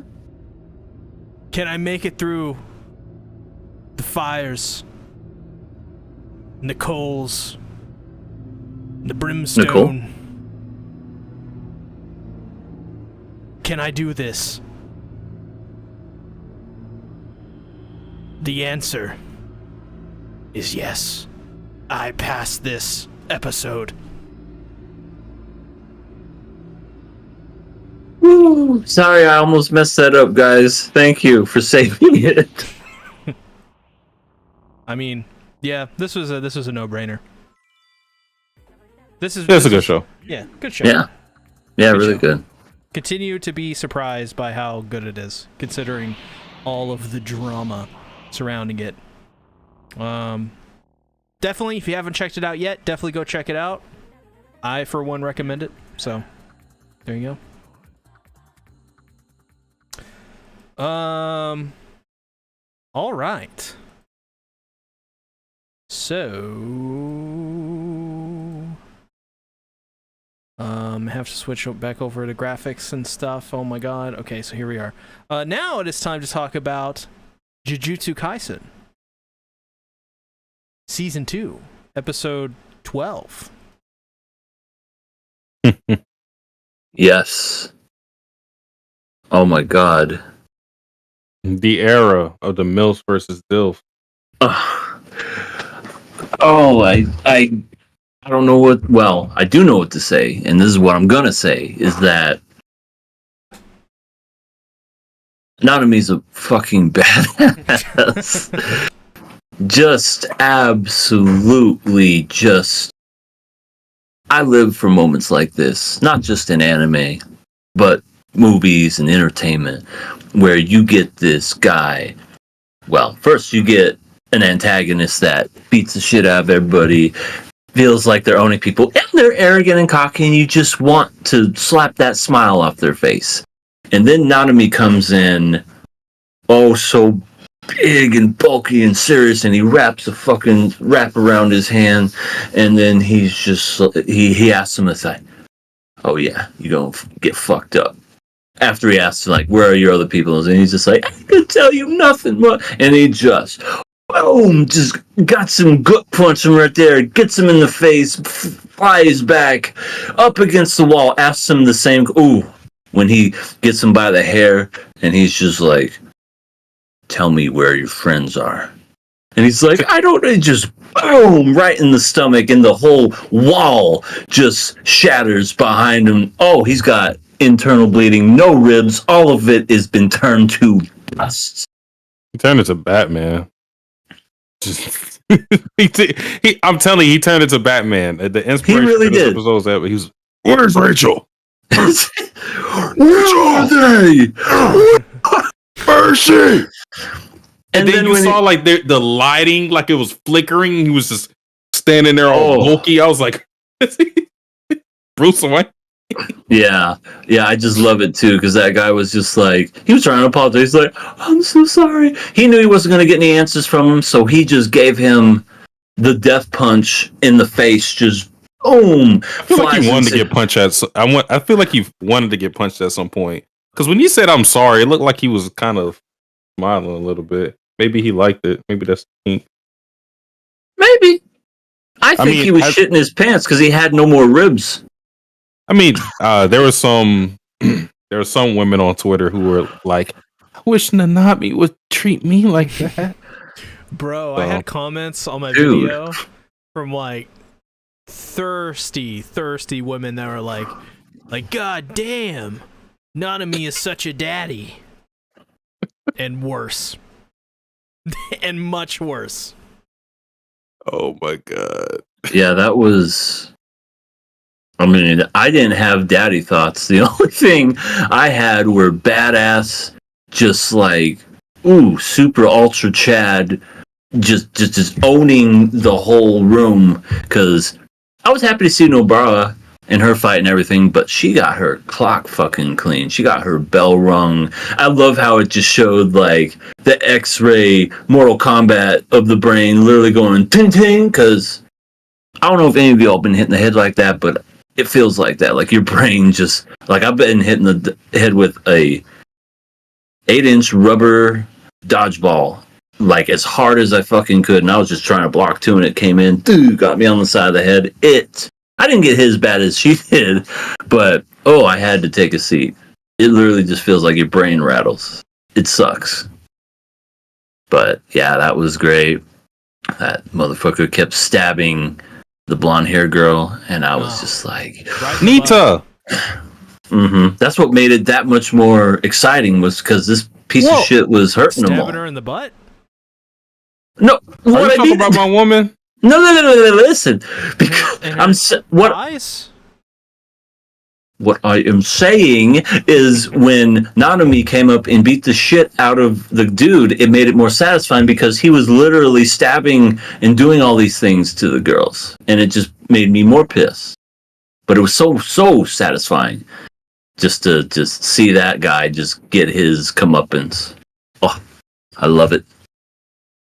I like how Nita was kind of fine at the end of the episode. She was just sitting down and just talking to him like, I didn't hurt that bad. I got stabbed in the butt and in the thigh, and in I got sliced in the Achilles and everything else. And she's just like, Kumbaya. So what are we going to eat after this? Yeah. Everybody in Shibuya must be hungry. There's an In-N-Out like a few streets down. Maybe we should get some burgers? Fuck yeah. But yeah, we also saw more of Mei Mei and her ridiculous hair. But her hair was swaying back and forth like an elephant trunk. Not just her hair was swaying back and forth; those hips. Oh yeah, she did the runway model. Yeah, Sasuke's gonna. Wait. Oh, we got it. Oh. He's about to get us demonetized. He's about. The runway model. Runway model. Hip sway. I was just like, that did happen in the manga, but it wasn't like that. They did that for like a minute, and I was just like, okay. Are they gonna cut? When are they gonna cut? They're not cutting yet. Why aren't they cutting yet? Yeah, they're totally giving it up to both the guys and the gals. You Yeah, know, for the sure. girls with Nanami, Mei, you know, and just everyone Yeah, Mappa was getting fan service this episode. Mappa loves to do that. They did that with Chainsaw Man as well. Yeah. Well, they did get Makima ass, which wasn't really present in the manga. So they did with Aki. Aki was, and Dingy too. Ninja had ass? No, not that they had like ass or anything, but that they like were ladies were big fans of them. Oh, I see what you're saying. Yeah, freaking. They play more into the fangirlism. Mappa knows how to keep returning customers. Well, that is how you give. I mean, not. and maybe look not at their staff, Gojo. Gojo wasn't even in the episode. That's how many. Yeah. That's how much people were like, Nanami, goddamn. And then Mei, like I said, yeah, she. I still think her hair is stupid, but yeah, she was definitely. Now she's trapped in a fucking box, and she got out of it. Like can we like have Yu die? Oh yeah. Yeah, he doesn't do anything. Fucking eliminate him. He Get him out of here. Clap. Well, yeah, he clapped because give him the clap. Give him the clap. Give him fucking gonorrhea. He's a kid. Well, you know what? They probably We all gotta go switch out sometime. anyways. Oh my god. She gave him gonorrhea. The way those two talk to each other and look at each other, you're telling me they're not committing some egregious incest here? Yeah. I mean, Mimi's voice actress is perfect, though. She's got that voice that hits the back of your eardrum. You're just like, I'll see you later, Mimi. Don't leave. I need to pause this for a second. I mean, but we got a little bit from her character. We don't really get much from her, but she kind of gave us her philosophy. Not to say that this is something that you couldn't have already tell with her based on everything we've seen, but she talked about her outlook on how she values people, and how she values people is basically the potential of return she can get from them. So it's looked at as kind of this monetary exchange. If you could do good for me, hey, I'll treat you better. If you really can't do anything for me, I'm probably going to kill you, treat you like shit, or completely ignore you. And that's where, old Frog Boy. I just called him a YouTuber vlogger. He's just wearing a frog hat, streaming, going, "Hey guys, it's me. I'm playing this game After Dark. Let's it's see how many called people fucking with Mei. Oh my god. Probably not a good idea. And my leg is missing. Oh, Guys, if you donate now, let's see if we can try to get it surgically reattached. My leg!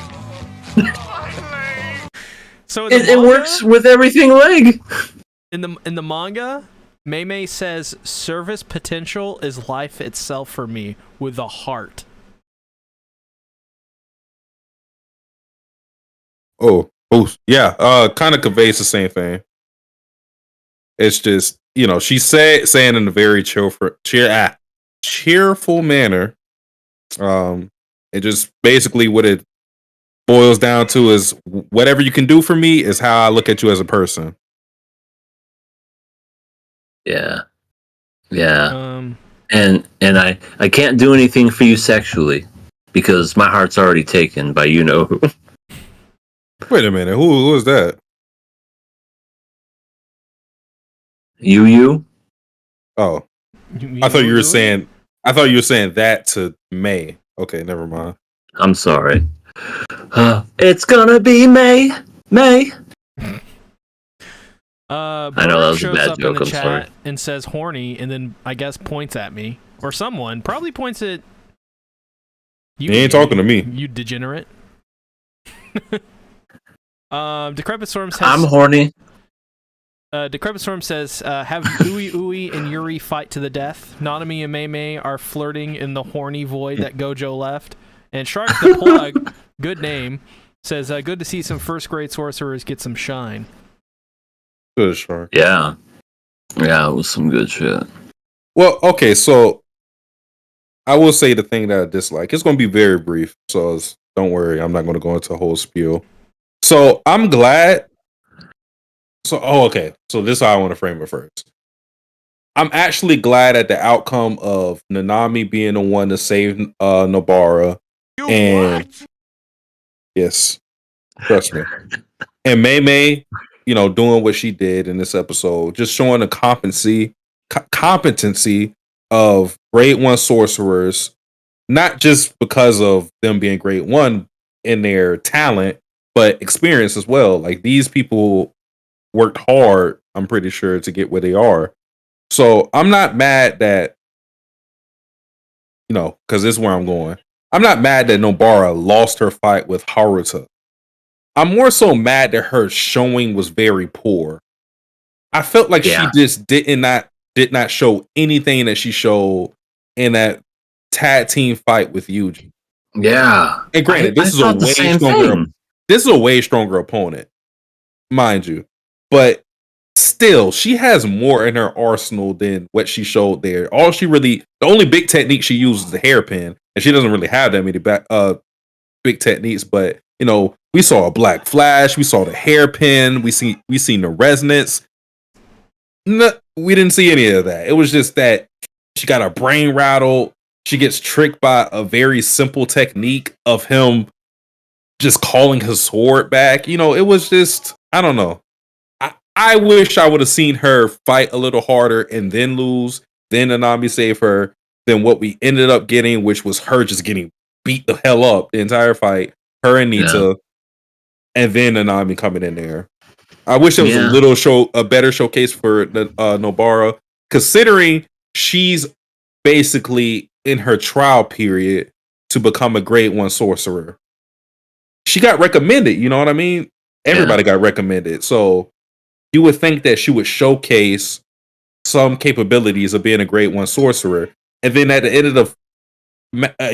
end of everything, when Nanami beats the hell out of Haruta, he just says to Nanami, the minimum level for what I'm going to see in the lower floors is me. My level is the minimum level. You don't need to be fighting anymore. So he basically just said, Nobara, hey, bitch, step aside. And that's it, basically. Yeah, I think outside of the show perspective, I think it's important to have Nobara have a good showing because she's kind of fucking insanely popular, and there's like nobody I watched a podcast. It was a gaming podcast. It's called Defining Duke. It covers Xbox and PlayStation stuff. And one of the co-hosts on there is like a big fan of anime, and he's like into Jujutsu Kaisen and stuff. And his co-host is not. He's more into like 80s and 90s stuff. Like that's where he was when he was watching anime. It was during those periods of time. And he says, look up JJK, and he looks it up, and he's like, immediately he's like, oh, who is this? Who is this joint? And his co-host is like, that's Nobara. And he's like, oh, that's how I got into the show. I gotta watch this show right now. And so he watched Jujutsu Kaisen because of Nobara. She's got a great design. She's uses a freaking hammer and nails. She's awesome. Yeah. Like, that's how I got into the show. That's how I got interested in the show, I should say, because I seen and her, biggest fight with her with the resonance and that like curse that she had on her face. Yeah, I didn't know what that was. I thought that was a part of her power. But I saw like the crazy look in her eye, and I just went, oh, she looks like a super, because you don't really see a lot of female shonen, especially battle shonen characters, be as feral as that and crazy. And I just found it unique and interesting. So Nobara was one of the eye catchers for me when it came to Jujutsu Kaisen. So I guess there's a little personal bias when it comes to me that I want to see her shine a little bit more. Also, considering I just seen Megami and Yuji perform. Granted, it was a tag team, but they performed together. Yeah. Yeah. Yeah, I'm and the thing is like we know he shows off a lot of his female characters. He loves to focus on Maki. So why aren't we, and of course Mei here. So why didn't we get this awesome Nobara showing? Because that's what I really want from this character. Like to me, she's 1A and 1B to Yuji. Totally. Like those two are a package deal in my opinion. Like those two should be the main characters. And I don't know. I've been waiting and waiting and waiting and waiting, and it's come on, show me something. Like it was cool seeing her. Don't get me wrong. I appreciated what we got, but something a little bit more is what I would like from her specifically. It felt like they were trying to throw us a bone too, because she was able to nail the weapon before it hit Nanami, and I just stuff like that. I kind of just go, you just didn't really want to give us everything, because based on how that fight was going with Nanami, there's not a fiber in my being that thought that he was in danger when when the sword was about to hit him. Considering he didn't react to it, even when Nobara did it, he just was like, "Thanks." I was going to slap it away, but okay. Right? Yeah. Definitely a shame, but I guess we'll see what happens. Maybe she can redeem herself in the next showing. But that's true. We talk about how I guess Toji's back to life now. Oh yeah, that's right. The other daddy. Like it's crazy because all this other shit happened, but then like another important thing, I was like, oh, Toji's alive again. What a fucking asshole! I love him.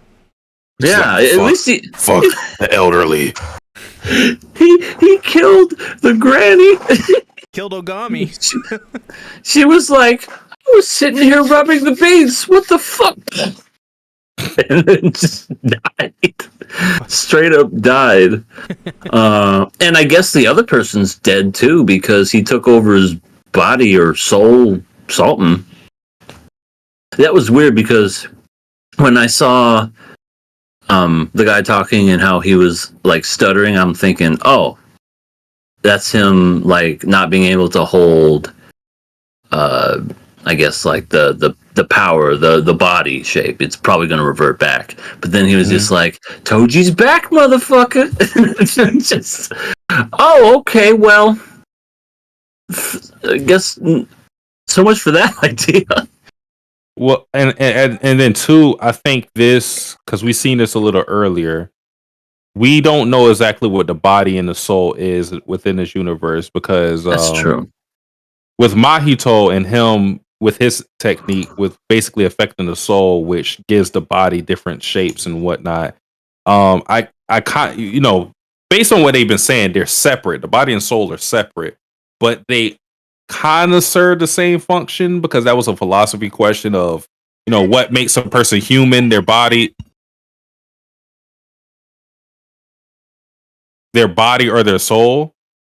That was like a big question within the series. And we already seen that Geto was able to momentarily take over the body of fake Geto. Like we saw that leak in where he was, crying and I think trying to choke himself out.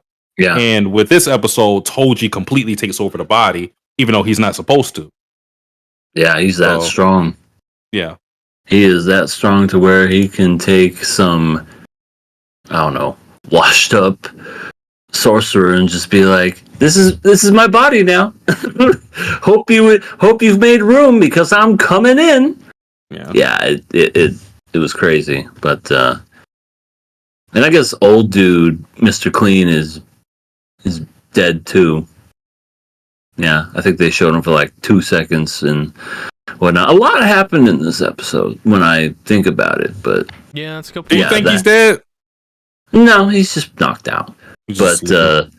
none that Nanami fight was the crowning achievement of this fucking episode. It was. Oh, I was just the whole time watching. Yes. Punch him. My- I wanted him to do more. I wanted him to rip his fucking arms off. My crowning achievement was seeing that Nita was still alive. I was worried. You were worried because she got stabbed in the butt. Yeah. It's the I mean, Not the booty. the other guy was, that Nami stumbled on. It looks like he died. And he was like the first window guy that we seen. He was here since like the second or third episode of Jujutsu Kaisen. Mm-hmm. And yeah, Ichichi. there you go. I'm not repeating that name. Yeah. But freaking Itadori is going to be in a fight now. Next episode. And when it ended right there, I was like, no! I wanted to see more! Oh, Chozo getting revenge for his brothers. What a silly guy. Yeah. What a Too- nerd. Too bad he's going to die. You think he's gonna die? Well, he's definitely going to get defeated. This is Itadori we're talking about. He's the main character. Okay. Let me kind of not temper your expectations. No, Let me kind of don't tell me nothing. frame this better. I just want to frame this. Okay. Not trying to make you lean any other way. Just try to give you all the facts.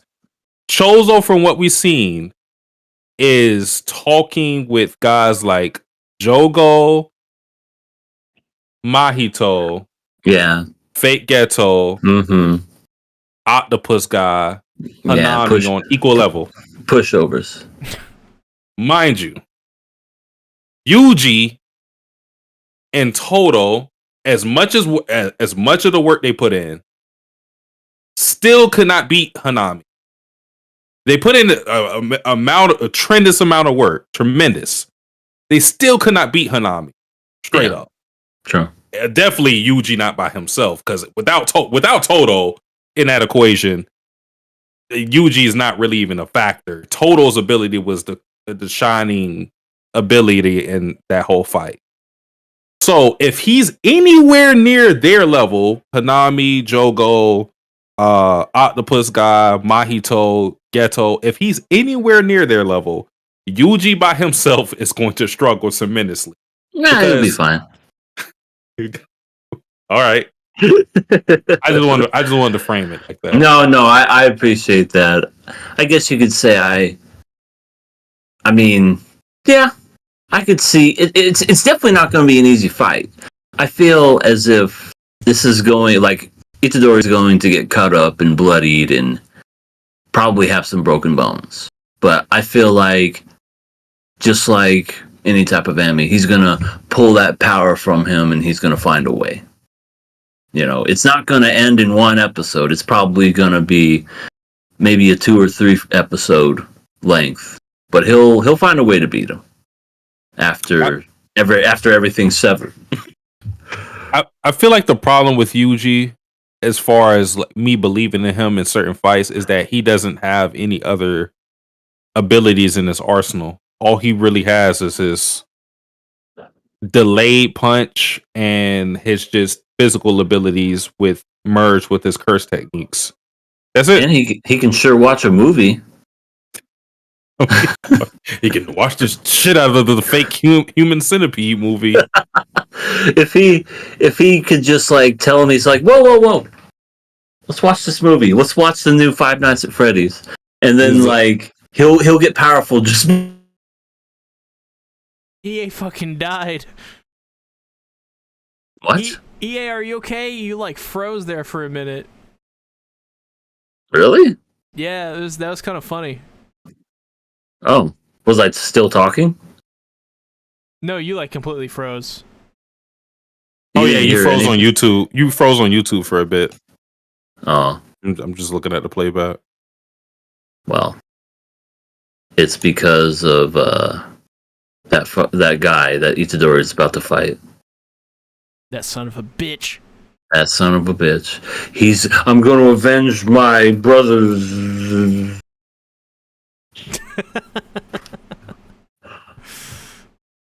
Satsuki, why do you have in your notes here? Why does it say Mei Mei is horny for a Gojo favor?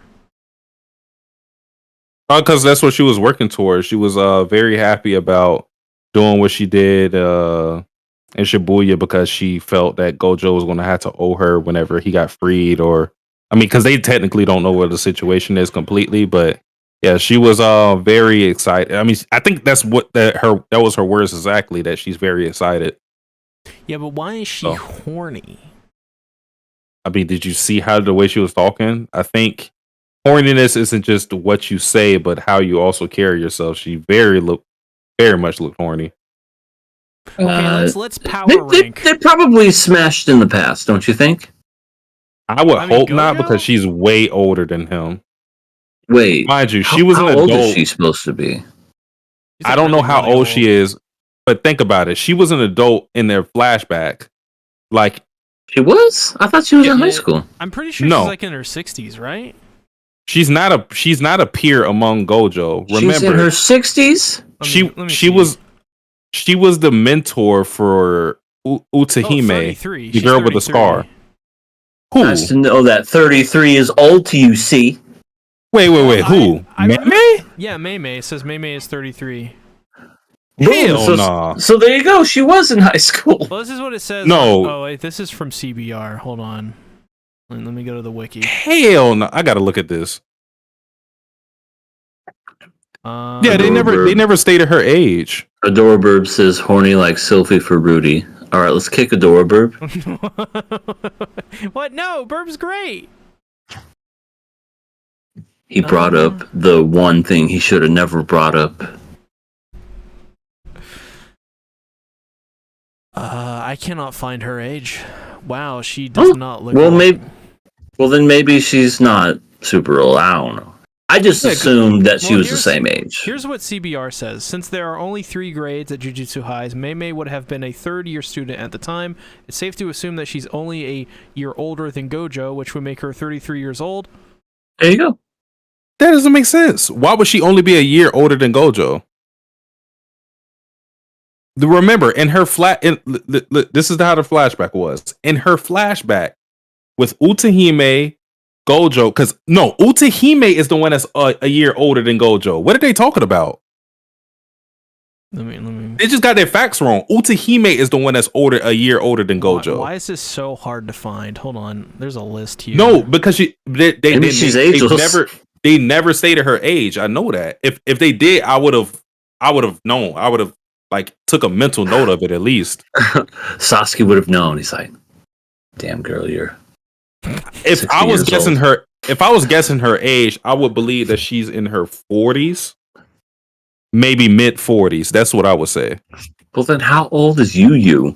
That's her younger brother. Well, okay, so yeah. I mean, that's a little weird because then you got to question the dad. Oh God.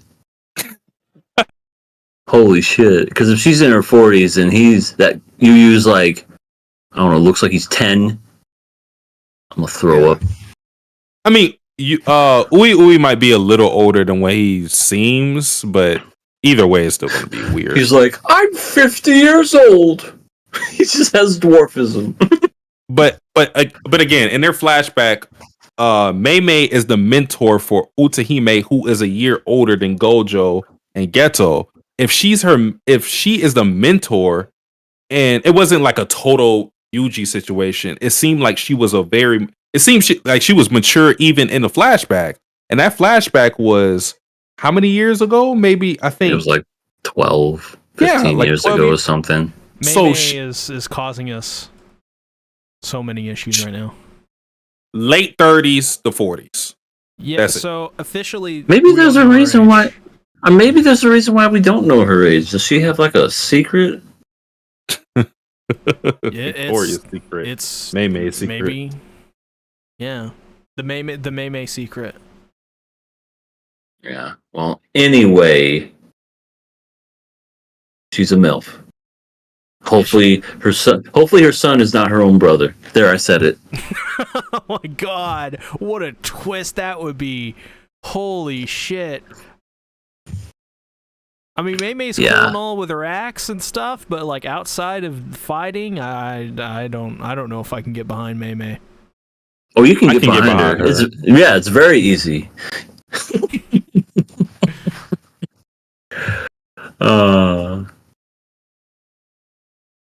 Anyways, it's time. It's time to decide the future I'm not going to mess it up this time. of Jujutsu Kaisen. It's up this week for kill or pass. If we kill it,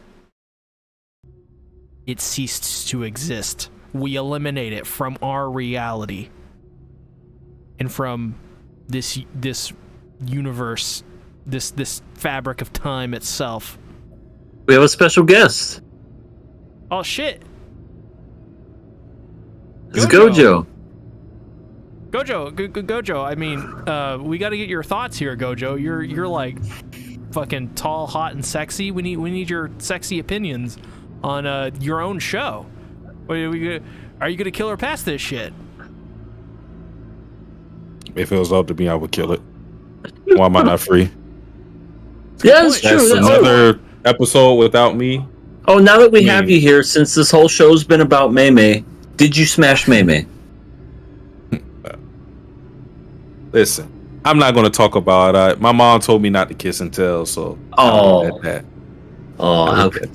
sweet, how sweet. Teachers are after you. Mei's not your mom, right? Just want to confirm that right now. She's not your mom, right? She's not my mom. No, she's no mom of me. But okay, good. She may have called me daddy. Oh shit! Wow. Damn, Gojo. You just get anybody you want.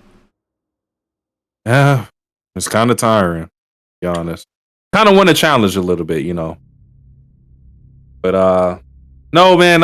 Yeah, I see a lot of people hyping up Nanami. That's my, kudos to Nanami. I'm glad that he's getting a lot of my crumbs. But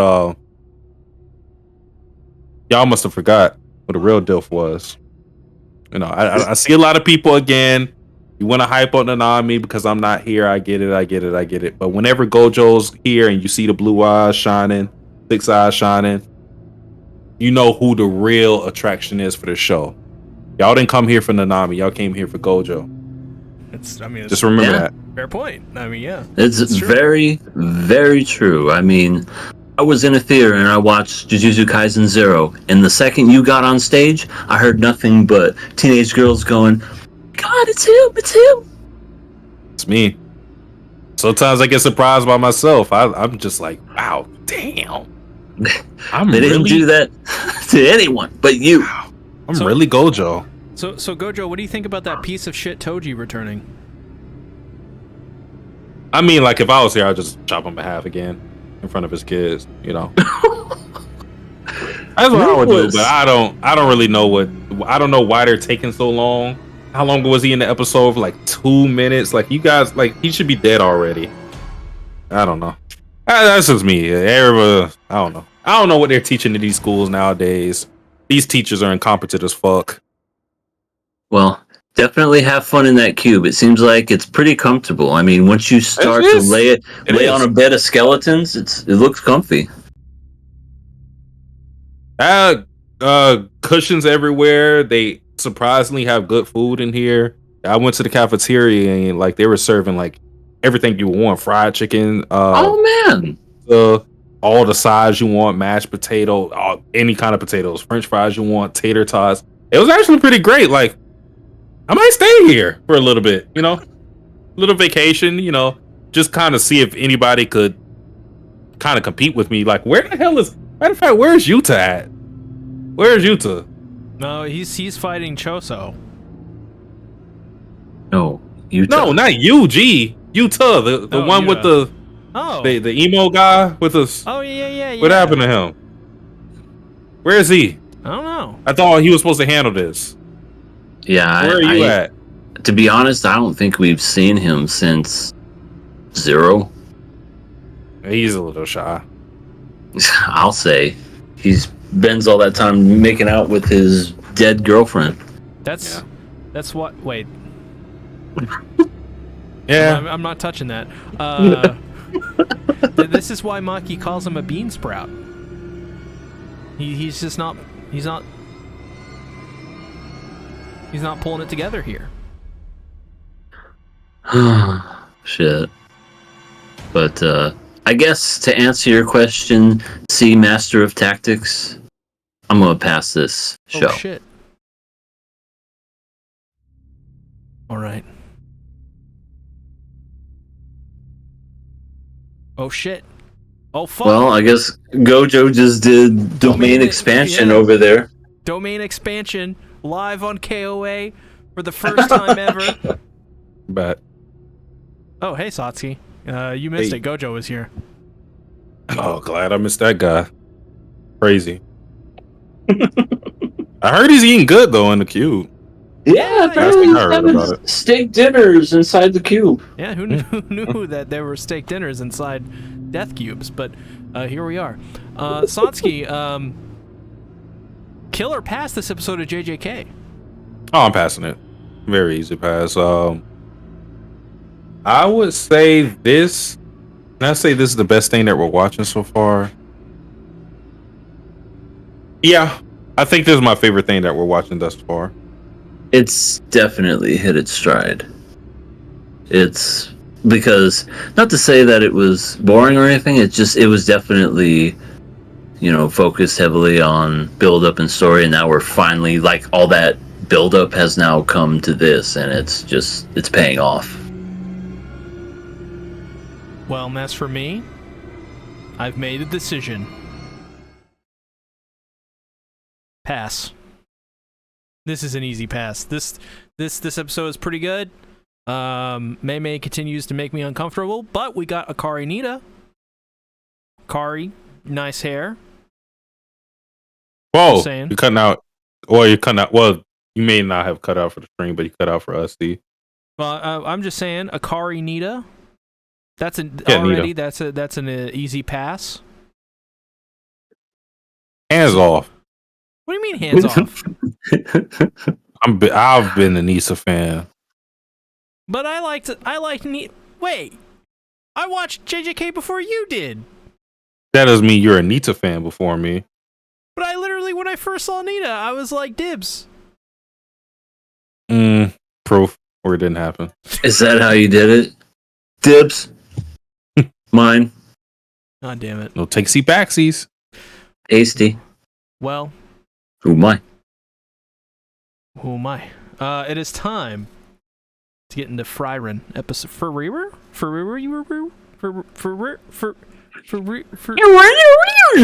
I'm raising my hand up. I want to talk about this episode first because I have some things to say. Oh, Satsuki's Oh, our shit. thoughts. Here we go. Hit the deck, everyone. Oh shit. Here we Yeah. go. It got real. Episode 6, The Hero of the Village. What does Satsuki, because everybody's wondering, what does Satsuki think about it? How is Satsuki going to look at this in a negative way? So, I like to start off with the negative and then go into the positive later with everybody else's thoughts. So, what does Satsuki have to say negative about the show? Or this episode, I guess you could say?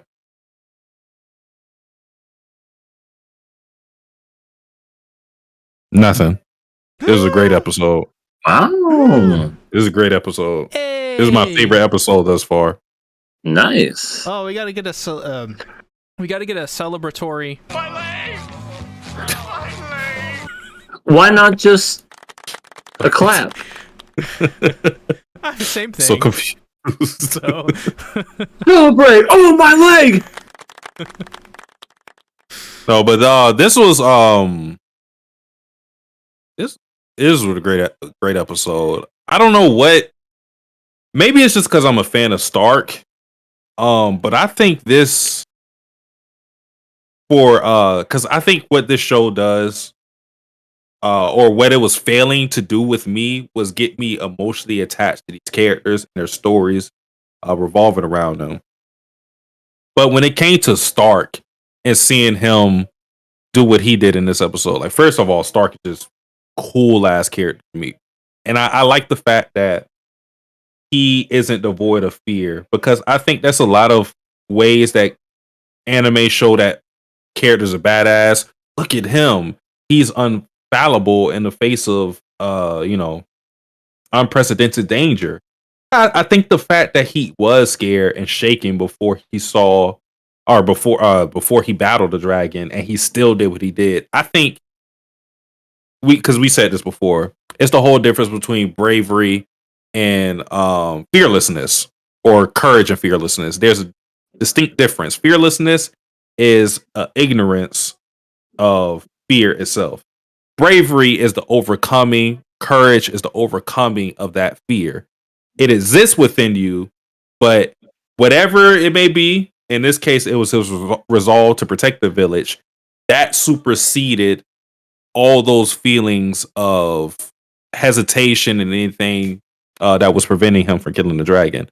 And he overcame it, destroyed the dragon, way more power than he even realized himself, way more power than Frieren saw in him.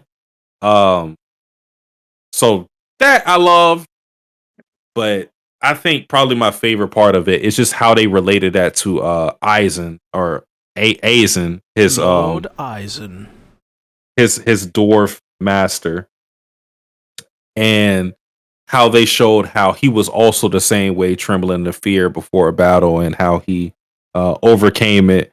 And I felt like everything was masterful with this. The fact that he got the scar from his master, and the way he got it, because it wasn't explained until like after the fact. He got it because he reacted during a sparring match with him. He reacted in fear because he was that strong. It was a reflex, and that's how he scarred him. And that just set the stage for him being way powerful than we imagined before he fought the dragon, and be able to kill the dragon solo. I thought that that wasn't really the first half. The first third of this episode was so great and so efficient in its time. Like, that was great storytelling. That was phenomenal. The rest of the episode I don't think was as great as that, but it was still good. But that whole first third of it was great. Yeah. Once again, this show has what's the word? Exceeded my expectations, because of the fact that I personally thought that this character was going to be weak, was going to be a wuss, but I love the whole courage thing where you saw that he was getting ready to fight, and he freaking is a lot stronger than they made him out to be, and it was because Aizen never praised him enough. I mean, you saw in the flashback where he says, he's insanely strong. He's probably even stronger than me. And I was just like, oh, okay. That's a nice little swerve I didn't see coming.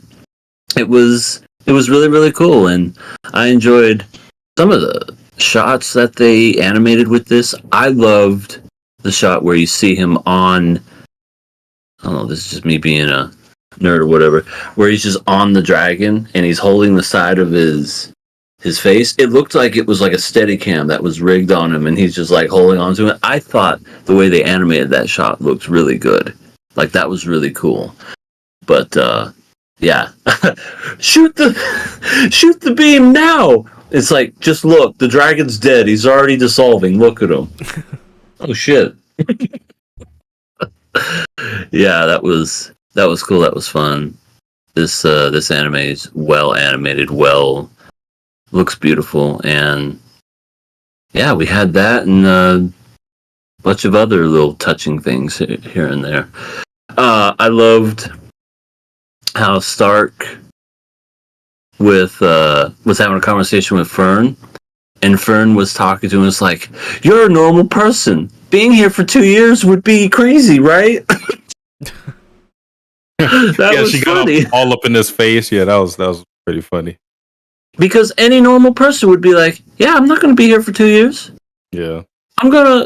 We're gonna find our way to head north and just book it as soon as we do. That was really funny. And that was another thing that was also kind of funny too. I know this is like really later in the episode, but essentially Frieren said who she was, and they were like, okay, you can go. Really? Which makes a lot of sense. Yeah, it makes a lot of sense considering that these guys are the one who beat the Demon Lord in the first place. So it makes sense that they would go, oh, that problem that we're having with the remnants of the Demon Lord. Hey, let's let the person who had a part in killing the big boss go in. It makes a lot of sense.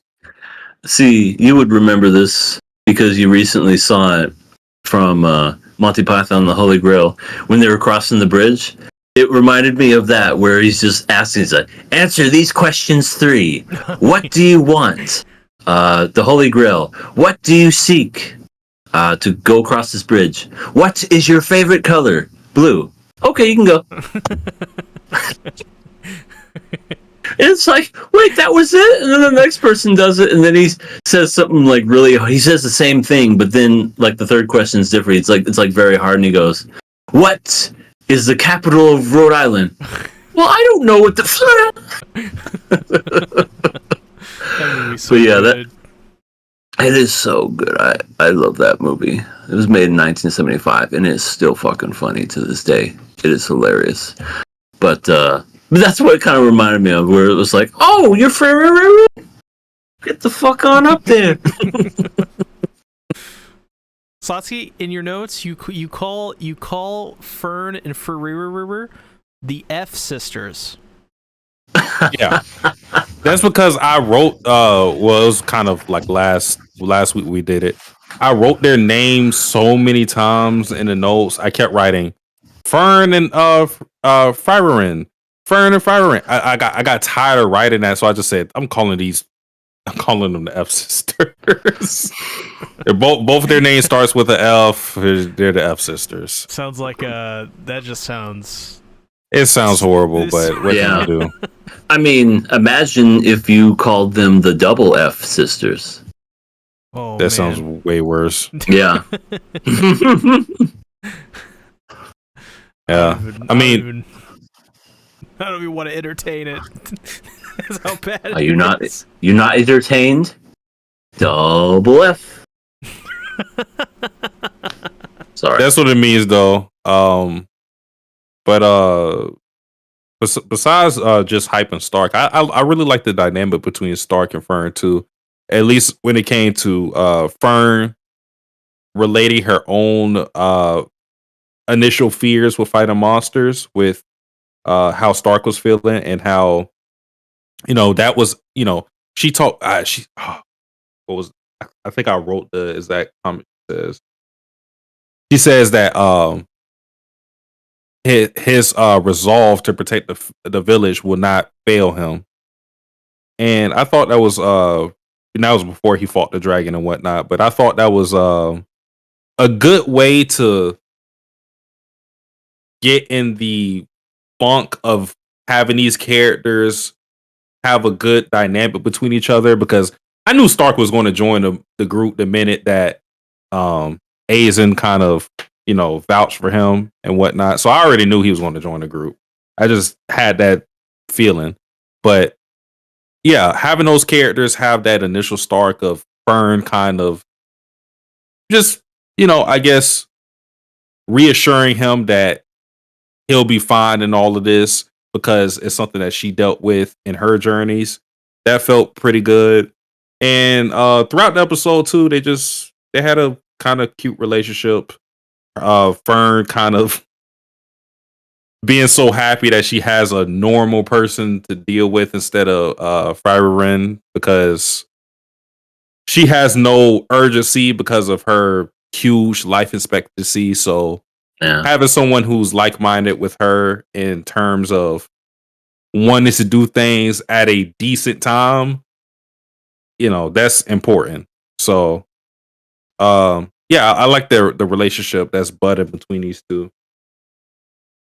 Yeah, And then too, last thing I want to add with this, because I definitely will forget this. So if we're supposed to do this thing where, because I don't know if this was apparent to you guys, with, I mean, I feel like it has to because of the visual cue that we got at the end of the episode with Frieren, um, having a flash of her old party with this current new party. What do you guys think about them adding another member? Because I think it will happen eventually. Like a fourth? Yeah. German, big boobs, blonde, samurai. Weave. I'm assuming. I could see it happening. I don't know if it's gonna happen right away, but I don't know. They'd have to have somebody that could fill the void pretty well, because we have 2 to 3 characters that either we've gotten used to or we really, really like, especially Stark. To add a fourth one would be interesting. So I wonder who could fill that void. Well, and what they would do. That's the thing, because they all have ties to Frieren when it comes to her old party members. With Fern, it was the priest, Hatir, the priest, and with, why am I forgetting his name? Stark. It's with Aizen, the dwarf, the warrior. So she has 2 party members currently who were, that's true, not exactly like her old party, but has ties to her old party. Right. So that is true. And I find it interesting that the last party member that has not been replaced yet, in that sense, was Jaime. Because remember what we brought up, or you brought up, EA, last week, was her realizing that she was in love with Jaime and maybe coming to terms with that. I feel that this fourth member might be a love interest for her. So to kind of relate to Jaime, or it has to be someone with a personality like him, in my opinion. Because he doesn't really have a protege or apprentice like these two have. So now it has to be a whole different person. Did Jaime have children that we know of? I think so, but I don't think they will be in a party, because if they were going to be in a party, he would have kind of pushed them onto her before he passed. That's true. That is true. Yeah, I don't know. I mean, I could see a love interest. Another elf. She's just like, I never thought there was anyone like me. Maybe it's they're both exactly the same. They're both kind of very, I don't know, personality, just neutral, and just keeps to themselves. Like, how long have you lived? 100+ years. You? 250. Damn. That ain't nothing. Let's start going out.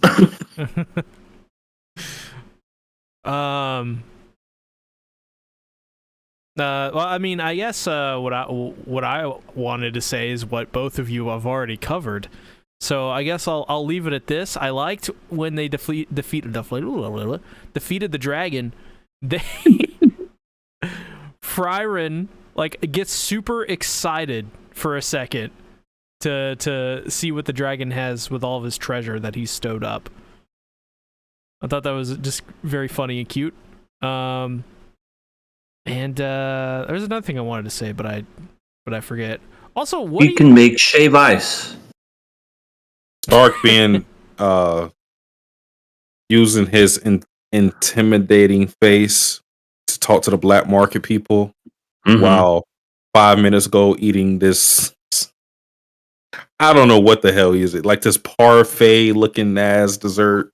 Dude, so when you say that, it reminded me of that scene where I feel like this happens a lot, not just to me, but to everyone else, where they go, man, this felt bigger when I was younger. Or was it the fact that I was smaller? Or was it the fact that it's smaller now because everything, like with inflation, they have to make things smaller and everything's cheap. Well, not cheap, but you know what I mean. Because everything's getting expensive. It's definitely one of those things where it could be all three for all we know. But Could be. it from the flashback to what it is now, it looked. Oh fuck! EA swallowed up by the internet. Oh, you're back. They froze you, EA. Why does this keep freezing me? I keep talking about parfaits. When it silence you, the company's like, enough. Oh, that's it. I'm talking about. You grew up. We did not decrease our portions. You grew up. Shut up. Right, exactly. I'm talking about this whole conspiracy theory, and they're like, "He's onto us. Fucking scramble him." Hit the lag button. Lag switch. DDoS his ass. Oh my god. No, I feel you with the all three thing because I mean it felt like that.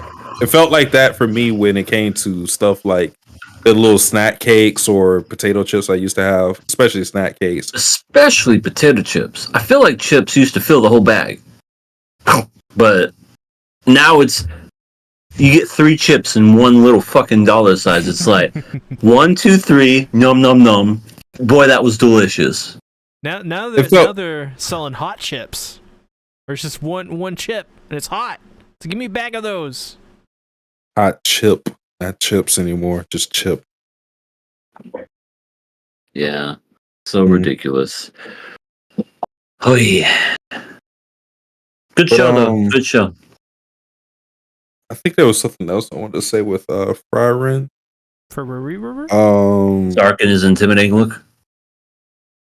Oh well, kind of continue with that. I don't know. I just found it funny that he was like eating that very sweet dessert, and then the next 5 minutes he's up there like me mugging everybody, trying to get information for the black market. Okay, that was another interesting thing because Fern had noticed that he had an urgency to go past the checkpoint because the checkpoint was supposed to keep them in that village for 2 years. She found it interesting that he seemed to have more urgency than even she did because she's the one who initiated it at first. And he admitted that, yeah, maybe I am a little more urgent because I don't have a lot of time, which that was explained as he wants to go on a fulfilling journey, just like his master, Aizen, and come back to tell him all about it because he can kind of feel that his time is coming. I don't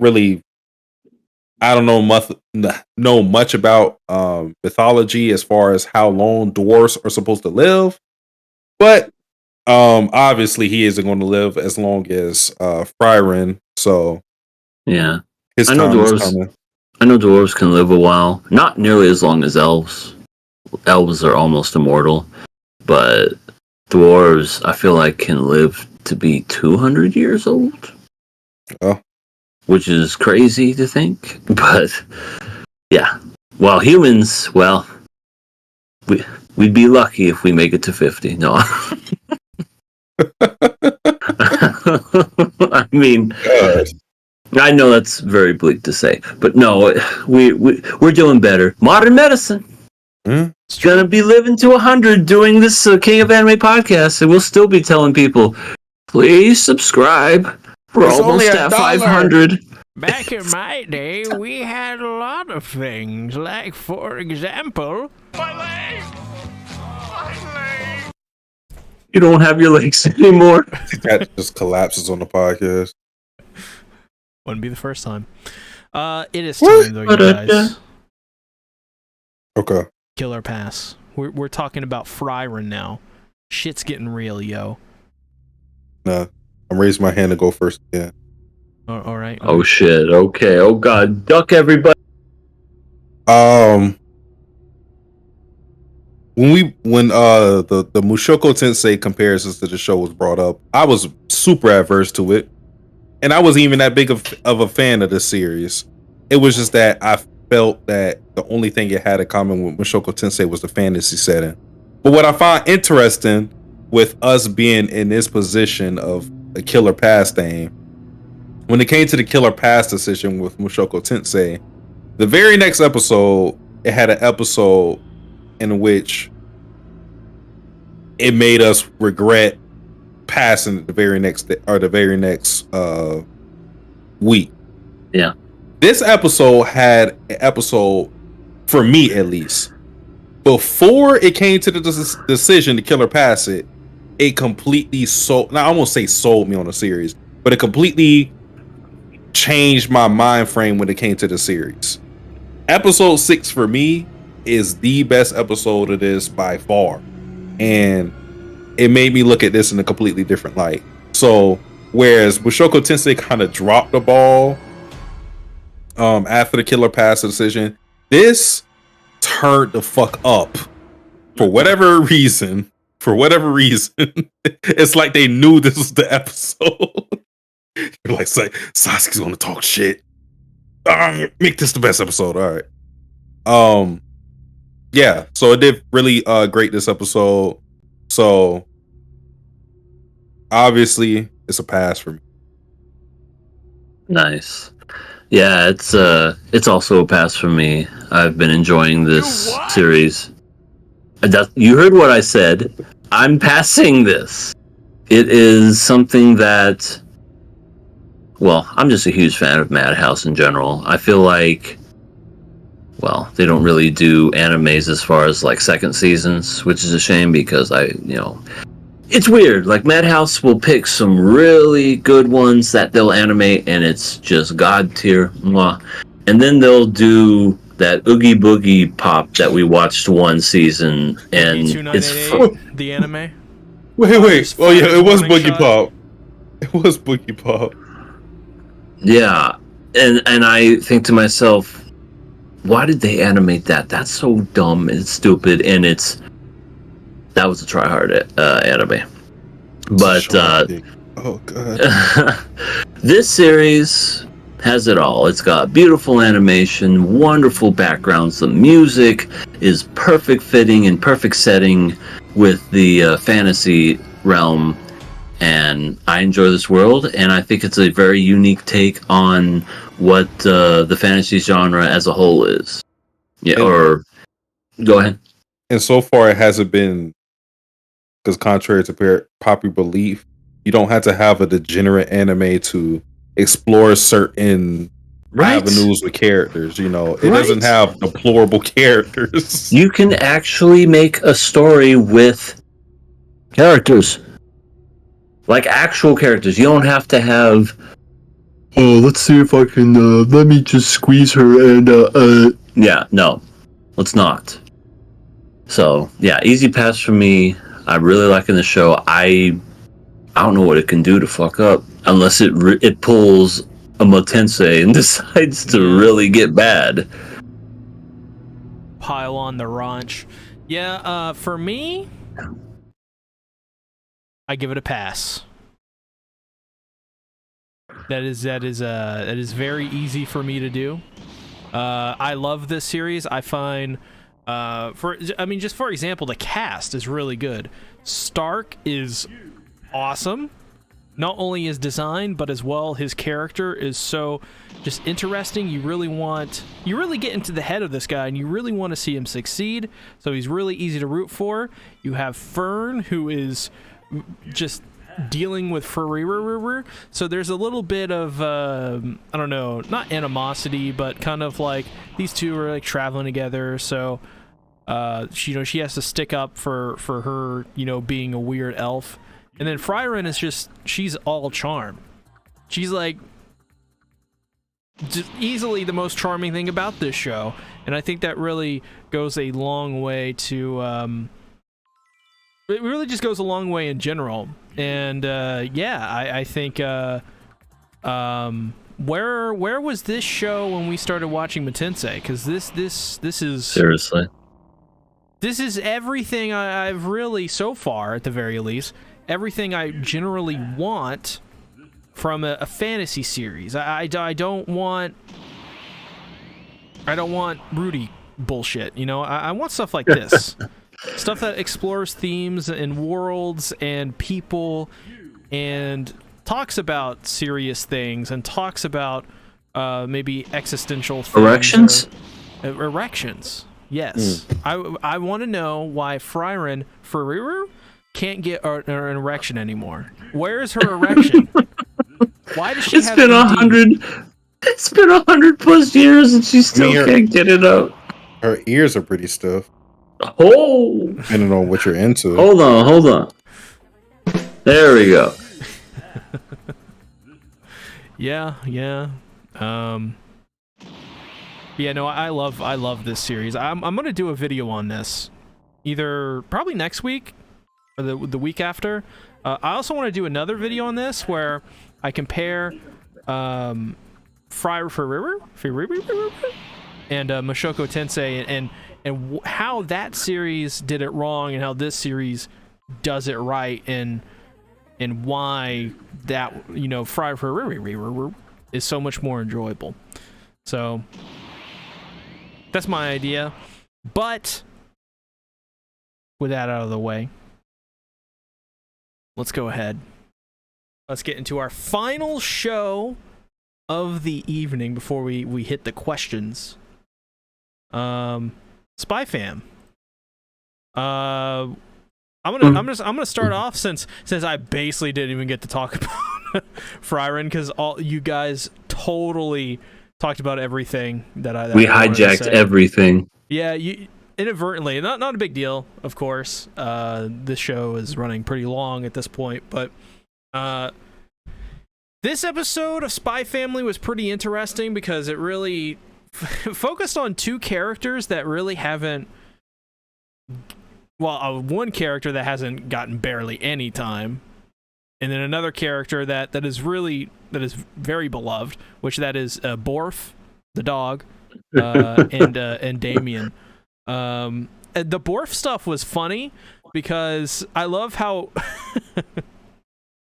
this whole thing starts with Borf envisioning, I guess, a future where he eats Yor's food and fucking dies, and so he runs away. Well, okay, so it originally started with him just seeing a future of blank, and he goes, "That means I died." So he's trying to figure out how he died. That was the funny part. He was trying to figure out how exactly he died.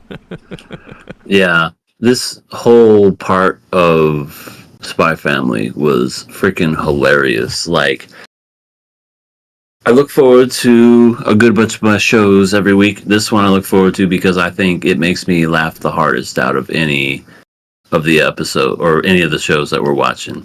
When the Borf stuff was going on and you just see the winged angels and he's floating up and Anya's like, no, I'm fucking dying the whole time this is happening. And then you just, like, all the stuff that he's thinking of with the Yor, oh no, I killed him, and him running away, wanting to eat food. Stab you because you didn't eat my food was fucking hilarious. I was just, there was a couple other ones I can't think of right off the top of my head, but I remember that one especially, like Anya literally crying because Bond died, and then yours like holding a knife and crying, going, he wouldn't eat my food. That shit is, oh man. It gives me a good laugh every time I see it, and that was amazing. And then we see just how smart he was. Like, he followed Lloyd on a mission and helped him out too.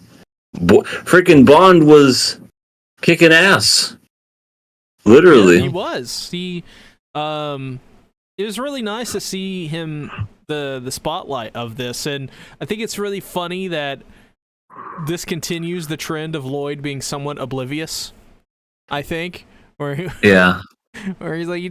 he's like he kind of puts two and two together, like something's up with this dog, but But he's like totally all right with it.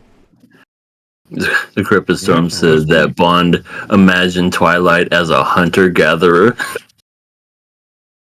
I just found it funny that his only salvation was Twilight.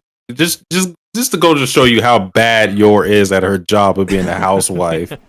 He's just like, the only way I'm living is if he goes back earlier. Yeah, because they ran out of dog food. That's the whole reason why. Oh, well, I better cook you something.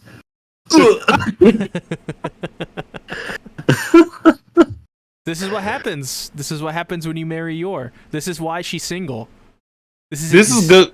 True. This is good world building, low key, when you think about it, because we've seen people be able to survive her cooking, that being Yuri and Twilight to some degree. But Twilight is someone, spy. He has the body for it. Yuri has been accustomed to it because eaten it since a child. I'm not looking forward to next week's episode. I didn't look at the preview. Yeah, but he's in it. Okay.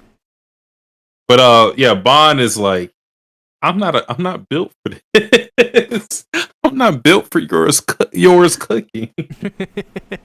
I mean, it's crazy because I find it funny that she's a bad cook and also she's an assassin that kills people. So it's almost as if her cooking is a weapon, kind of a part of her in a way, to where that's all she knows. And even when she tries to make good food, she makes the food to kill in a way. So I just thought that was kind of interesting. But she did make that one dish that was really good because someone, like I think one of her coworkers, taught her how to make it. That was nice of them. I think it was, and they were like, "Oh my god, this is actually edible." I think it was like stew or something. It was something simple. Yeah, but then she made dessert and killed him. Yeah. So anything outside of that, she can't do. So. Oh shit! I'm telling you, this series is going to end with her making like a whole Thanksgiving meal, and that's going to be the biggest character growth that we've seen of any character. That's true. True. You're gonna make a 5-course meal, and it's all gonna be great. Like, oh my god, this turkey, the stuffing, these mashed potatoes. Like, oh, that sounds great. But yeah, Yor, let's do it for real. Let's put a ring on it. Okay, here's some what's the dessert? Pumpkin pie, and then they die. That's the thing. It doesn't even need to be like a 5-star meal. It just needs to be edible, decent, like something that doesn't put them in a infirmary when they eat it. She'd find a way to mess up TV dinners. If she put them in the microwave, she'd probably put it on for too long. Well, let's be honest. TV dinners are messed up in of itself. It's inhumane. Yeah, very true. Very true. High in sodium. Yeah, because they gotta. Yeah, whenever they gotta preserve stuff like that in the freezer, it's going to be high in salt. But I mean, like any TV, there are TV dinners that have like brownies with macaroni and cheese. Like, what are we doing here? Yeah, oh yeah, the kid cuisine. Ugh. I remember those. I mean, now, but at the time, those were the shit. It sounded good. Like, oh wow. It has what was it? Was it like a little treat, like those crunch bars? Yeah. Yeah. And it was usually like a pizza or some kind of like chicken nuggets. Yeah, like you can make your own pizza. But then you'd have to eat your veggies because then you couldn't have your snack. Oh yeah. Yeah, but now those things are disgusting. Like I remember when my son was little, and I was like, "Oh, I'll give them to you." And then I had some, and I was like, "Oh, no wonder he doesn't like it." Yeah, now I'm like, no, I am like, give me the broccoli. Actually, side tangent, broccoli and carrots are fucking really good when they're cooked. Mm-hmm. Put some butter, get some salt. even on their own, really good. A little bland on their own, but like way better than you'd expect. I mean, I don't know. I don't know if I could do it on my own. I'd have to mix it with some meat, like broccoli and beef. It's delicious. I can eat most things with mashed potatoes. That's my ultimate, should I call it, I guess, deodorant when it comes to food. Like anything I normally don't eat by itself, I can eat with mashed potatoes. Yeah. Spaghetti with mashed potatoes. You probably could find a way to do it. All right. You're going too far, C-Tactus. I'm going to murder you now. Murder. Murder. Oh, there's the favor that he's calling in. Oh, wait. What? But don't do it, Satsuki. No! Wait, they could probably... Well, see, it was nice knowing you. What is he, wait a minute. What is he calling him back up? What is this? Oh, no. He's doing that. Oh, no. Why does he talk like that on the phone? Why is he so emotive? He's very emotive. Sasuke, that must be some good pizza you're ordering. Or mashed potatoes. Yeah, good mashed potatoes I'm ordering, yeah. So, C-Tactus, I'm going to need you to kind of move over to your left 2 steps, right next to your window. Okay, yep, that was easy enough. Right I'm already kind of right next to it, so... Okay, just sit there. Don't move your head. All right. All right? All right. Yeah, 10 minutes from now. 10 minutes from now, stay in that position. Something crazy is going to happen. Decrepit Storm says Sasuke is a good friend for ordering pizzas to C's house.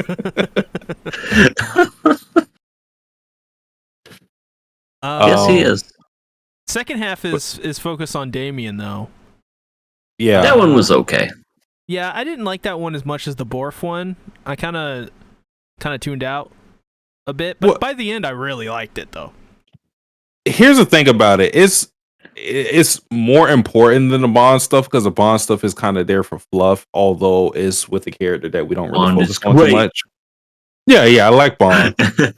But when it comes to like progressing the story and like exploring the characters a little more, I think that half of the episode did more. But I definitely agree with you guys. I don't think it was as enjoyable as the Bond stuff. It wasn't nearly as funny. I thought the execution of it was just kind of But you see the, I guess, the want from Damien to have that familial love, like everything he does with him working hard, and we saw how exhausted he was in this episode, is for the approval of his dad.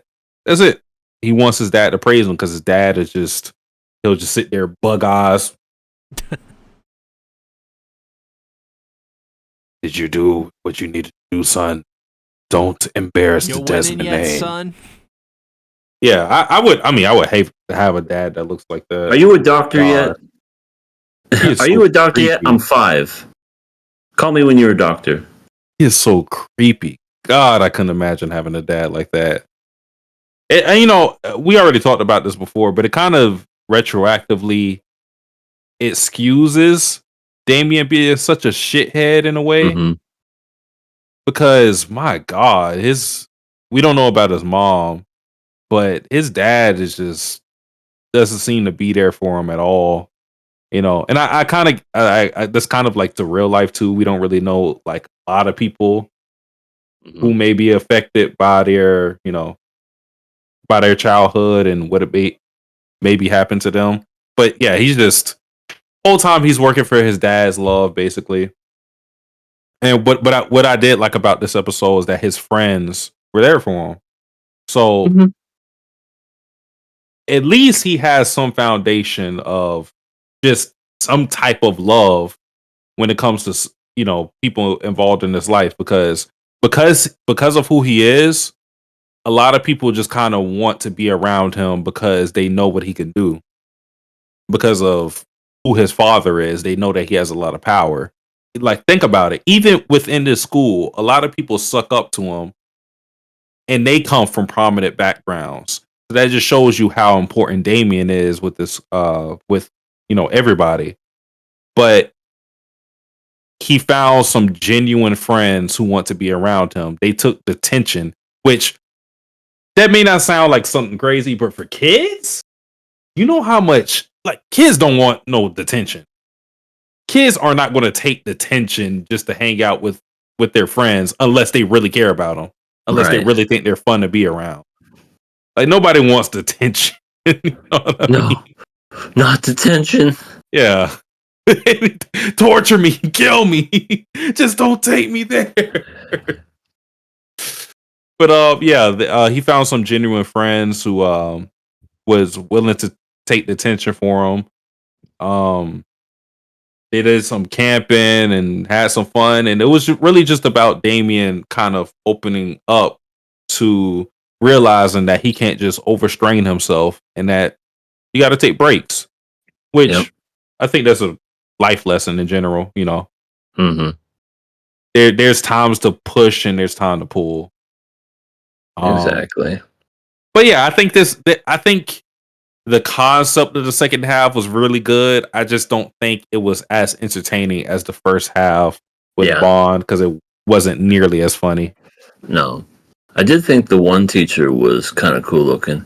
He had with the eye patch. He had an eye patch, a freaking killer haircut, and he had like 3 scars. I don't know if they were scars or like part of a beard or whatever down his chin, and he seems like the nicest guy.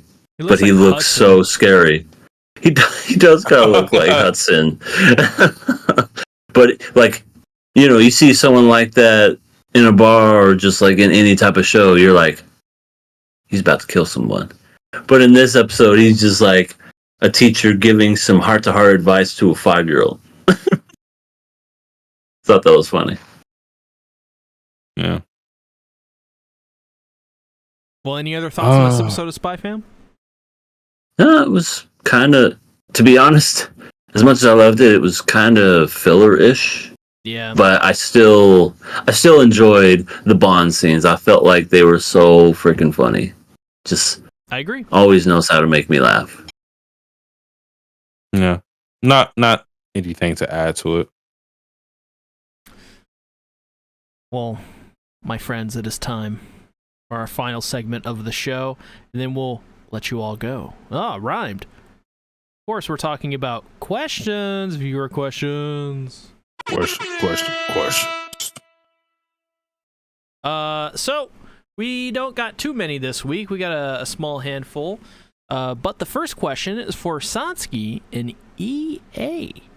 Who is the best fighter of Daenerys Targaryen. Lovers? Who was the best fighter of Daenerys Targaryen's lovers? I'll read this. Duro Naharis? I know who that is. Dario. Khal Drogo or Jon Snow? Dario was the mercenary guy. Yeah, he was Daenerys. Mm-hmm. And it's funny because they had the same character, but they changed his actor like in one season, which threw me off because he didn't even look anything like the original actor. Like the first actor was like clean cut, he had long hair, and then the other guy had like a beard and was like a different color hair. I'm like, at least make him look like the dude. Yeah, because the first dude was he was blonde, I believe. I believe, yeah. I feel like he was blonde and clean shaven. He had like a very model like face. Yeah, like he was very photogenic. Mm-hmm. But I don't know. I love Khal Drogo. I feel like one of the biggest things that happened, or let me say this, one of the worst mistakes of the series was he left way too soon. First season, he died, and I wanted to see more of Khal Drogo. Loved him. So this question is asking who's the best fighter in the canon of the story, meaning the TV series. Not. Here's the thing about it, because based on their physique, I wouldn't say this. But based on what they done, their feats, I would say this. I think Jon Snow is the best fighter. Based True. on everything he's done in the series. Like, he became commander of the Night Watch. And that speaks for itself. Not to say that that is inherently to do with your strength, but part of that is his strength. Nobody's going to follow somebody that's weak if you're a commander of the Night Watch. He became someone that the wildlings respected. Why? Because he could fight. Yeah. Very true. You know, so that's who I would go with. As great as Khal Drogo is, he's kind of stupid, and that's kind of how he died in the first place, because he got infected. He got infected. He died of gangrene. Yeah. He didn't clean your wounds, people. If you get a blade that cuts you right here, and you want to act tough because you feel as if this ain't nothing, clean it and stitch it. Yeah. Gangrene will come up and get you and kill you, just like it did him. Well, next question. Who's your favorite? Nami, Nobara, Emiria, or Raftalia? Just favorite out of those four? Yeah, I guess out of those. I mean, this is kind of difficult for me.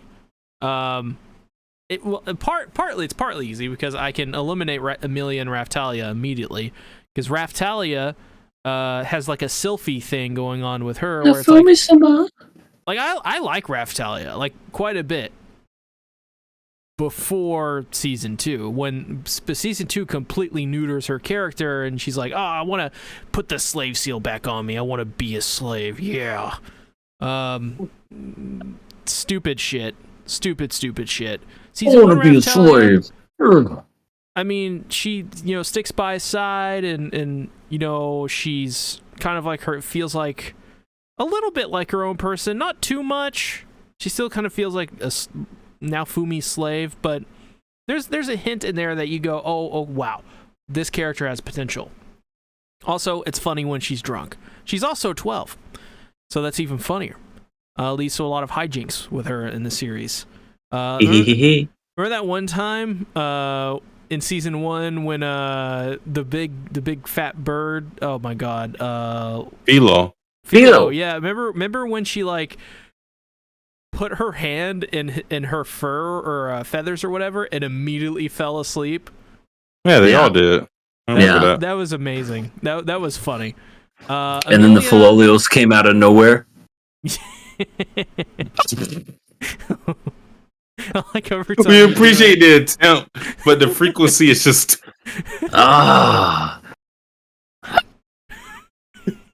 Damn I don't know how I caught it the first time. I'm not gonna I mean, I did have a different microphone back then. I just had my snowball.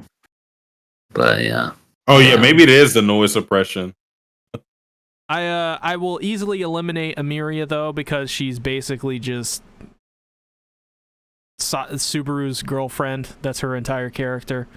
Now Nami and Nobara, on the other hand, that is difficult, because Nobara just reeks coolness. She's got an awesome fight scene in season 1. Her and Yuji is like the best combination of characters that I've like seen in shonen in a while. So it's tough, because I do want to say Nobara because I like her a lot, but I think I got to go with Nami, because Nami's character in East Blue is phenomenal. She's a pirate thief. She's a badass, but she's also got like her soft side with her family. And her liver is insanely strong for how much she drinks. I mean, I love Nami. She's the navigator of the Going Merry. Yeah, I mean, very important role always. That being said, I can already see in the Arabasta saga and sagas after East Blue, she's starting to take a little bit of less of an important role in the series, so she's kind of starting to fade for me a little bit, but yeah, I like Nami. So, going with Nami.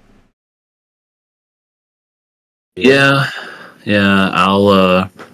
Nobara's one of my favorite, not just female characters, but she's just like a really good character altogether. I like Nobara. Yeah, Reptalia is a 12-year-old furry. Amelia turns into a zombie when she gets a little pressure, and I like Nami. I didn't watch much of, the anime One Piece, but the live action where Nami was represented, I thought she was really good. Definitely good in the live action. But I gotta give it up to Nobara. She's great. So I was struggling between Nami or Amelia. I didn't know which one I liked better. I think because Nami was my favorite character in One Piece for a very long time. But I'm interesting that C said it, that he said that she kind of phases out for him a little bit. She definitely phased out for me when it came to One Piece.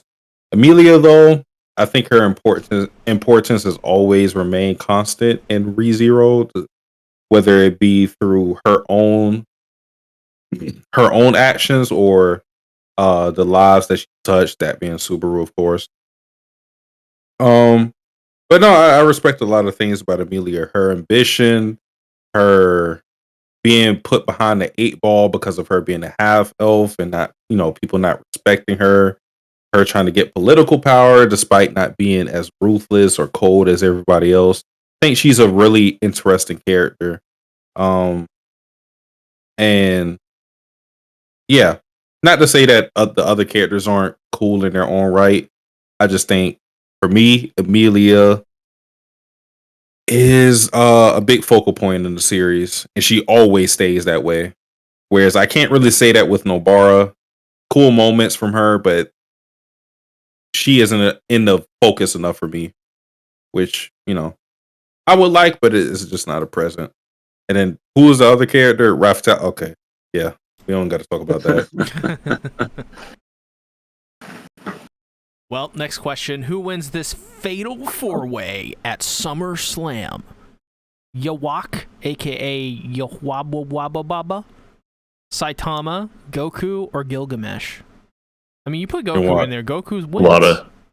Well, I mean, Saitama is pretty fucking strong. Your watch has... You want me to read off his abilities? Well, I guess I can't do that because that's spoilers for Bleach. Oh, yeah, that's spoilers. Yeah, I haven't finished part 2 yet, so that may be why. One of his powers is making a loogie sound, right? I mean, yeah, whenever you say his name, mine. sure. No, that's mine. That's my ability. Oh, yeah. So how far did you get with Bleach? I stopped after the old man died. I was so pissed off.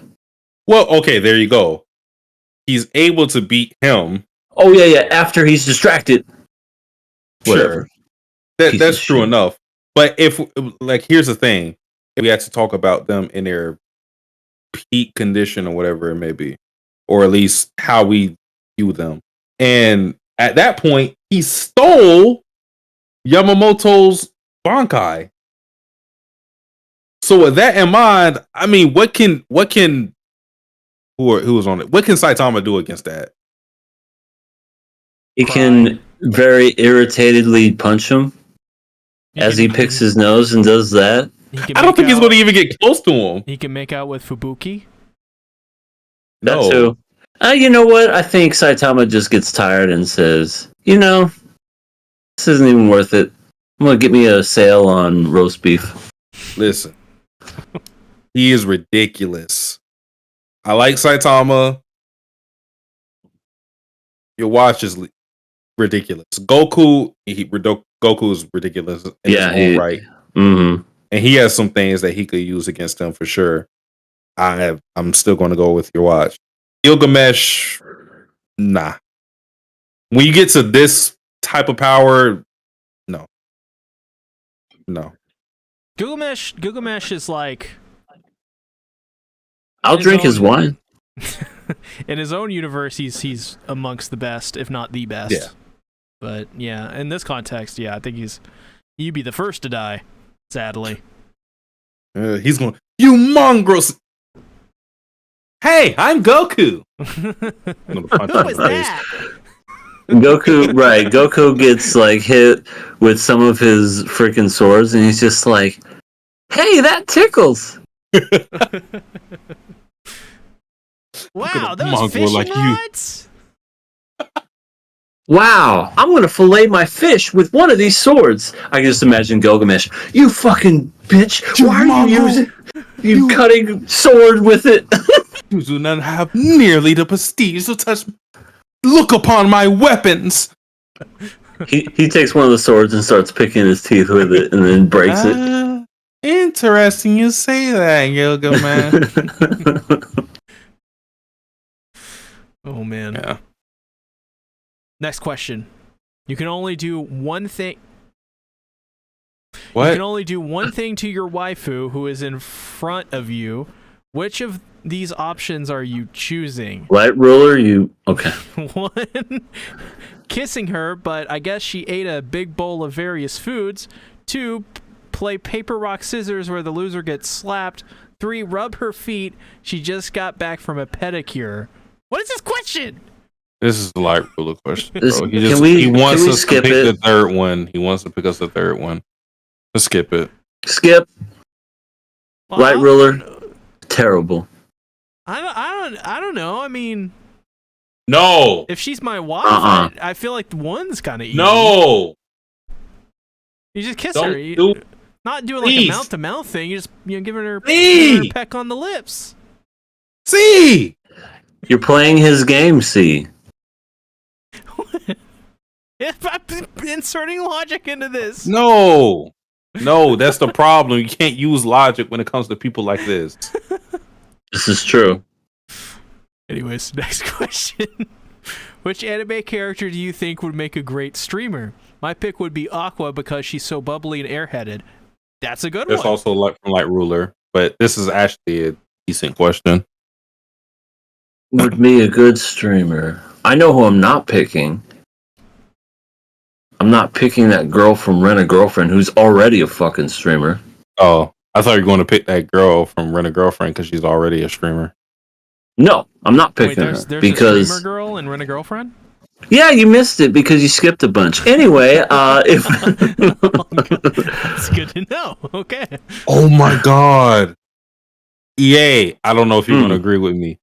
You maybe disagree just because there was an episode where she tried this and she failed, but I feel that in the current climate, if she knew how to use her abilities well, she'd be a good streamer. oh god, who? Tomoko Kuroki.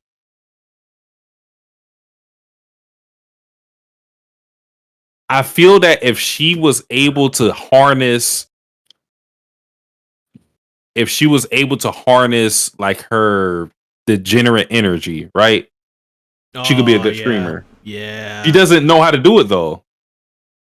Yeah, she would be fantastic actually. But People would love her. yeah, she would be really, really good. I do agree with that actually, because I could just see, hey guys, it's me, Kuroki, and I'm a fucking weeb, but you know what? I'm here to just stream this game. Let's play this game. Just came off Bitches. of Anna Hentai.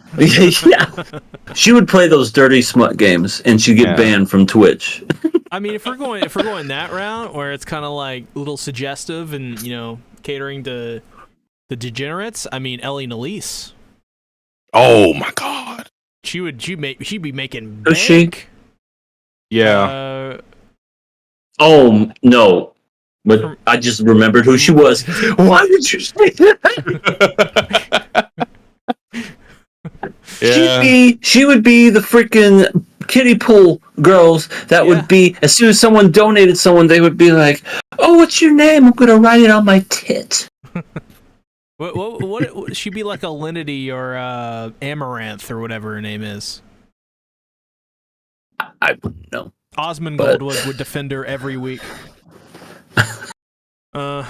Oh man. XQC would be like, let's have a conversation here with Elena Elise. Elena Elise, tell us your strategy as a content creator. I suck a lot of dick. Boobs, and boobs. I guess for me, I'm gonna go with a little bit of an odd one, but I think it would be interesting. I think it would make an entertaining streamer, and that would be oh god, what's her name from Cowboy Bebop? The one with the Valentine. No, Ed? not Ed. Oh, okay. Oh, Edward? Yeah, Edward is so weird. Like, I think people would just watch that shit. Yeah, she would. Maybe Ed would probably be a good. I feel like Ed would probably appeal to like actual people who want gameplay. Yeah. I think she would be great too. I could just see that, especially the way that she talks and everything. And like, okay, she's got the energy too. Okay, guys, we're gonna play this. Thank you for the donation. Yeah, I could just see that. She would be perfect. Yeah, she'd be very good at it. She would be the, I think the epitome of this question, a great streamer. Anyways, next question. This is for Satsuki and EA. Which version of Jaime Lannister is your favorite? Okay. The Kingslayer, Lord Commander, the Golden Lion, or Sire. Sir. So Sir Jaime Lannister when he was in the King's Guard. I don't remember definitely not the Kingslayer, because that's when I fucking hated him. Like, I absolutely hated him. But when was it when we finally got to, like, know who he was? Oh, shit. You lagged out a little bit, EA. Am I good now? Yeah, you good. All right. See, the government's always after me. But when was the part where, I think it was season 3, where Jaime Lannister gets his hand cut off? And he was traveling with Frieren. Yeah, and he breaks down in front of her, and like that was when I really started to like really like him. Was when he was around that time. But okay, but here's the thing about Jaime, EA. Because I don't think he changed as a character. Really? I think because here's the thing. I think he's always he's changed. He's changed as a character. Yeah, when he lost his hand. But when he talked to Brienne about why he did what he did, that indicates that that's always been something that was in him. He was always someone who cared about the people to the point that he was willing to be a Kingslayer for everybody's sake. So that character existed within Jaime before the series even started. It's just that a character that we weren't privy towards, because he was always, he had the front of always being the asshole, whatever. Yep. So he did change as a character after he lost his hand, because he had to compensate with not being the strongest anymore. So he did change. But based in that, I'll probably agree with you in that sense. I guess when he started to be more vulnerable is when I started to care about him more. Yeah. And I guess I would go with the Golden Lion. Yeah, I guess I'll go with that too. Yeah. Next question. Who's the more pervy sensei, Master Roshi or Jiraiya? Master Roshi. I don't know Jiraiya, but I know Master Roshi's pretty bad. Unless Jiraiya's like somehow worse. It's got to be Roshi. Because, the whole Bulma thing, the underwear, Yeah.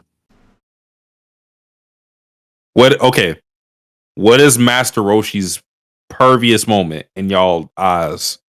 I think I could top it with Jiraiya. I mean, let's see. He saw Bulma naked, but that wasn't really him. That was kind of an accident because she didn't know she wasn't wearing any panties. So he motorboated 18. Would you say that's his most pervious moment? I feel like the Bulma thing is worse. You're literally motorboating someone else's wife. I think that's pretty bad. Okay. I don't know much. I don't remember much about Jiraiya, to be fair. Jiraiya. mind you, this context makes it a lot worse. Jiraiya is basically the godfather of Naruto. Okay? Right. So he had a strong relationship with Naruto's father and mother. Godfather of Naruto. And he knows this. So it's not that it's not as if he didn't know this at any point. He knew this. He knew his relationship with Naruto. There is some point in Naruto in which if you watch Naruto, Naruto has a jutsu called the harem jutsu, where he transforms himself into a bodacious woman. Oh, with the cloud puffs around? Yeah. And she's naked? Okay. Jiraiya sees Naruto use this jutsu. And in order for Naruto to get Jiraiya to train him, he makes Naruto do that jutsu for him. That's pretty bad. Like, that's pretty fucked up. Yeah, that's pretty pervy. Naruto is 12 years old. Yeah. Yeah. 12 years old right. and your godson. That is pretty bad. I mean, how horny can you be? It's kind of fucked up. That's kind of manipulative. Manipulative. Yeah. I mean, I think it's a toss-up between them. Master Roshi motorboating 18, while you know that she's someone else's wife, is kind of messed up, but getting off to your own godson? I think the peak of Jiraiya is like pretty horrible with the context, but I think Jiraiya is just more frequent. Like, he's always in that state. There's like almost no state where Roshi is like serious and not thinking about stuff like that. There's been times when Jiraiya's been serious and he's not thinking about women in that light, but Roshi is almost 24/7, dick hard, drooling out the mouth every 5 seconds, and yeah. What kind of girls can you give me, Goku?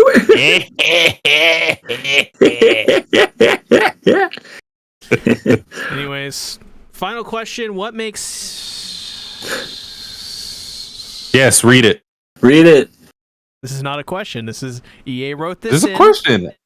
I see a question mark. No. This is not a real question. EA wrote this in. He clearly did. I didn't see it. He clearly... Listen. Okay, you gotta read it. Okay, I'll read it. I'll read it. What makes sea tactics long and hard? I got to think about it. It's so many different things. I know. But if I was to think right off the top of my head, I would probably think Vladilena. Not even true. One. I've proven myself. Saber's one. Oh my god. Green. Yeah, gotta carry the one. Don't forget that. Yeah. Other Saber, Saber turning Saber and Vladilena into a Frankenstein monstrosity called Sabelina. Oh man. Yeah, all of the above. No. Not even close. I think the bigger question would be like, what does make C? What makes C flaccid? What makes C flaccid and short? Listen, I've already proven myself innocent. I definitely do not love Vladilena. You know what? The other day, someone joined my server. They were an 86 fan. You know what they said to me? You love Vladilena? They said Vladalena's mine. They said they know that I love Vladilena. That's the first thing they said to me. Oh, cool. Nice, you're getting recognition now. Because of your propaganda. No, because of this video. Oh my god, why? Don't click that, by the way. That's fake. That's not even real. Best video you'll ever see. It's clearly doctored. Like, you can clearly hear the cuts. You can clearly hear them. I'd have to agree with that. Dirty and my name is Dirty and Sleazy Tactics. Oh shit! EA, I have a question. Is it about the Francesca debacle? Because I told you before, I hate her guts. No, it's just where can they find you? You can find me over at my channel, Everything Animated. I myself not doing much of anything, but I am in charge of a Patreon. A Patreon in which, guess what, ladies and that's right, Mr. Random Person. We talked about a certain anime. Sasuke, what was that anime? It may have been Madoka Magica Rebellion. Yeah, we talked about that. The only person that can see it right now is Decrepit Storm. If you want to see our thoughts about it, check out by that link I just posted. Just become a Patreon. It's only $1. You know, what could you buy that's quality for $1 these days? Not much. Yeah, I mean, what can you buy for $1 nowadays? You should say that. Like the only thing you can buy for $1 is maybe an Arizona Seriously. juice, maybe sunflower seeds if they're still $1. It's like it. Yeah. So become a Patreon. Subscribe to my channel because you know you love me, and also, oh yeah, I have a Rent a Girlfriend backlog if you want to check it out, where me, Rising Sun, and Sea Tactics watched some episodes, not all, but yeah. Super fun. Subscribe today. Satsuki, Huh? where can they find you? There's Satsuki the Savage. You can find me on my main channel, Satsuki the Savage, as well as my Twitch, Satsuki the Savage with a DA, where I stream my games. Current rotation right now is Persona 5 Royal, Ace Attorney, last game to is coming, not here, but it's coming, as well as Rain Code. I'm also playing LA Noir. Press X to lot download. Yeah. Oh my god, I've been getting my ass kicked in that game. You have no idea. Oh god. But yeah, a lot of different games to play on that channel, as well as my gaming channel, Satsuki the Gamer, where I post the VODs, or not the I don't post the VODs. I post the edited VODs, cut down on some of the moments where I'm talking to the chat or just doing some random deviation thing, and so yeah, you can find me on those 3 channels. I plan to upload on my main channel, No Cap. Somebody? Cap? Soundboard? No cap. There you go. No cap. No cap. No cap. No cap. No cap. Yeah. No All right. All right, KOA Rika. You what? Damn. Yeah, I had to break your legs because you kept talking during my shit. Chocolate? All right, what are we doing here? See? No cap. So those are the 3 channels you can check me out on. Yeah. Good for me. Well, as for me, tomorrow, Bento channel, new Chainsaw Man chapter, so that's where I'm going to be tomorrow. If you haven't already, subscribe to the Bento channel. I would say the one thing you definitely should do, though, is check out KOA Plus, because, as these beautiful gentlemen here have already said, we did a podcast on Madoka Magica Movie 3. It's about nearly 2 hours long. It was really fun. It was just great, honestly. And I think it's definitely worth $1. Not only that, but you get EA and Santi talking about all their drunken adventures, which, yeah. And that's just $1. Not only that, but there's going to be more content coming to it soon. So definitely go check it out. Become a patron. and you won't regret it. Also, follow us on Twitter at King of Anime Pod to get updates and stuff like that. That'll help too. But besides that, C-Tactics channel, new JJK episode this week coming out, so I'm talking about that as well on my own Patreon page this week. My first new One Piece video in a while on Jaya is coming out, so definitely go ahead and check that out if you are a current patron, or if you want to, definitely become one, and you'll get those videos. But outside of that, thanks everybody for watching this week's KOA. I mean, if you've been here the entire time, you've been here for 3.5 hours. I think that's the longest podcast we've done. How this happened? No idea. My fault. It's magic. Thanks for watching, everybody. See you guys next week. Bye-bye. Done there? Later.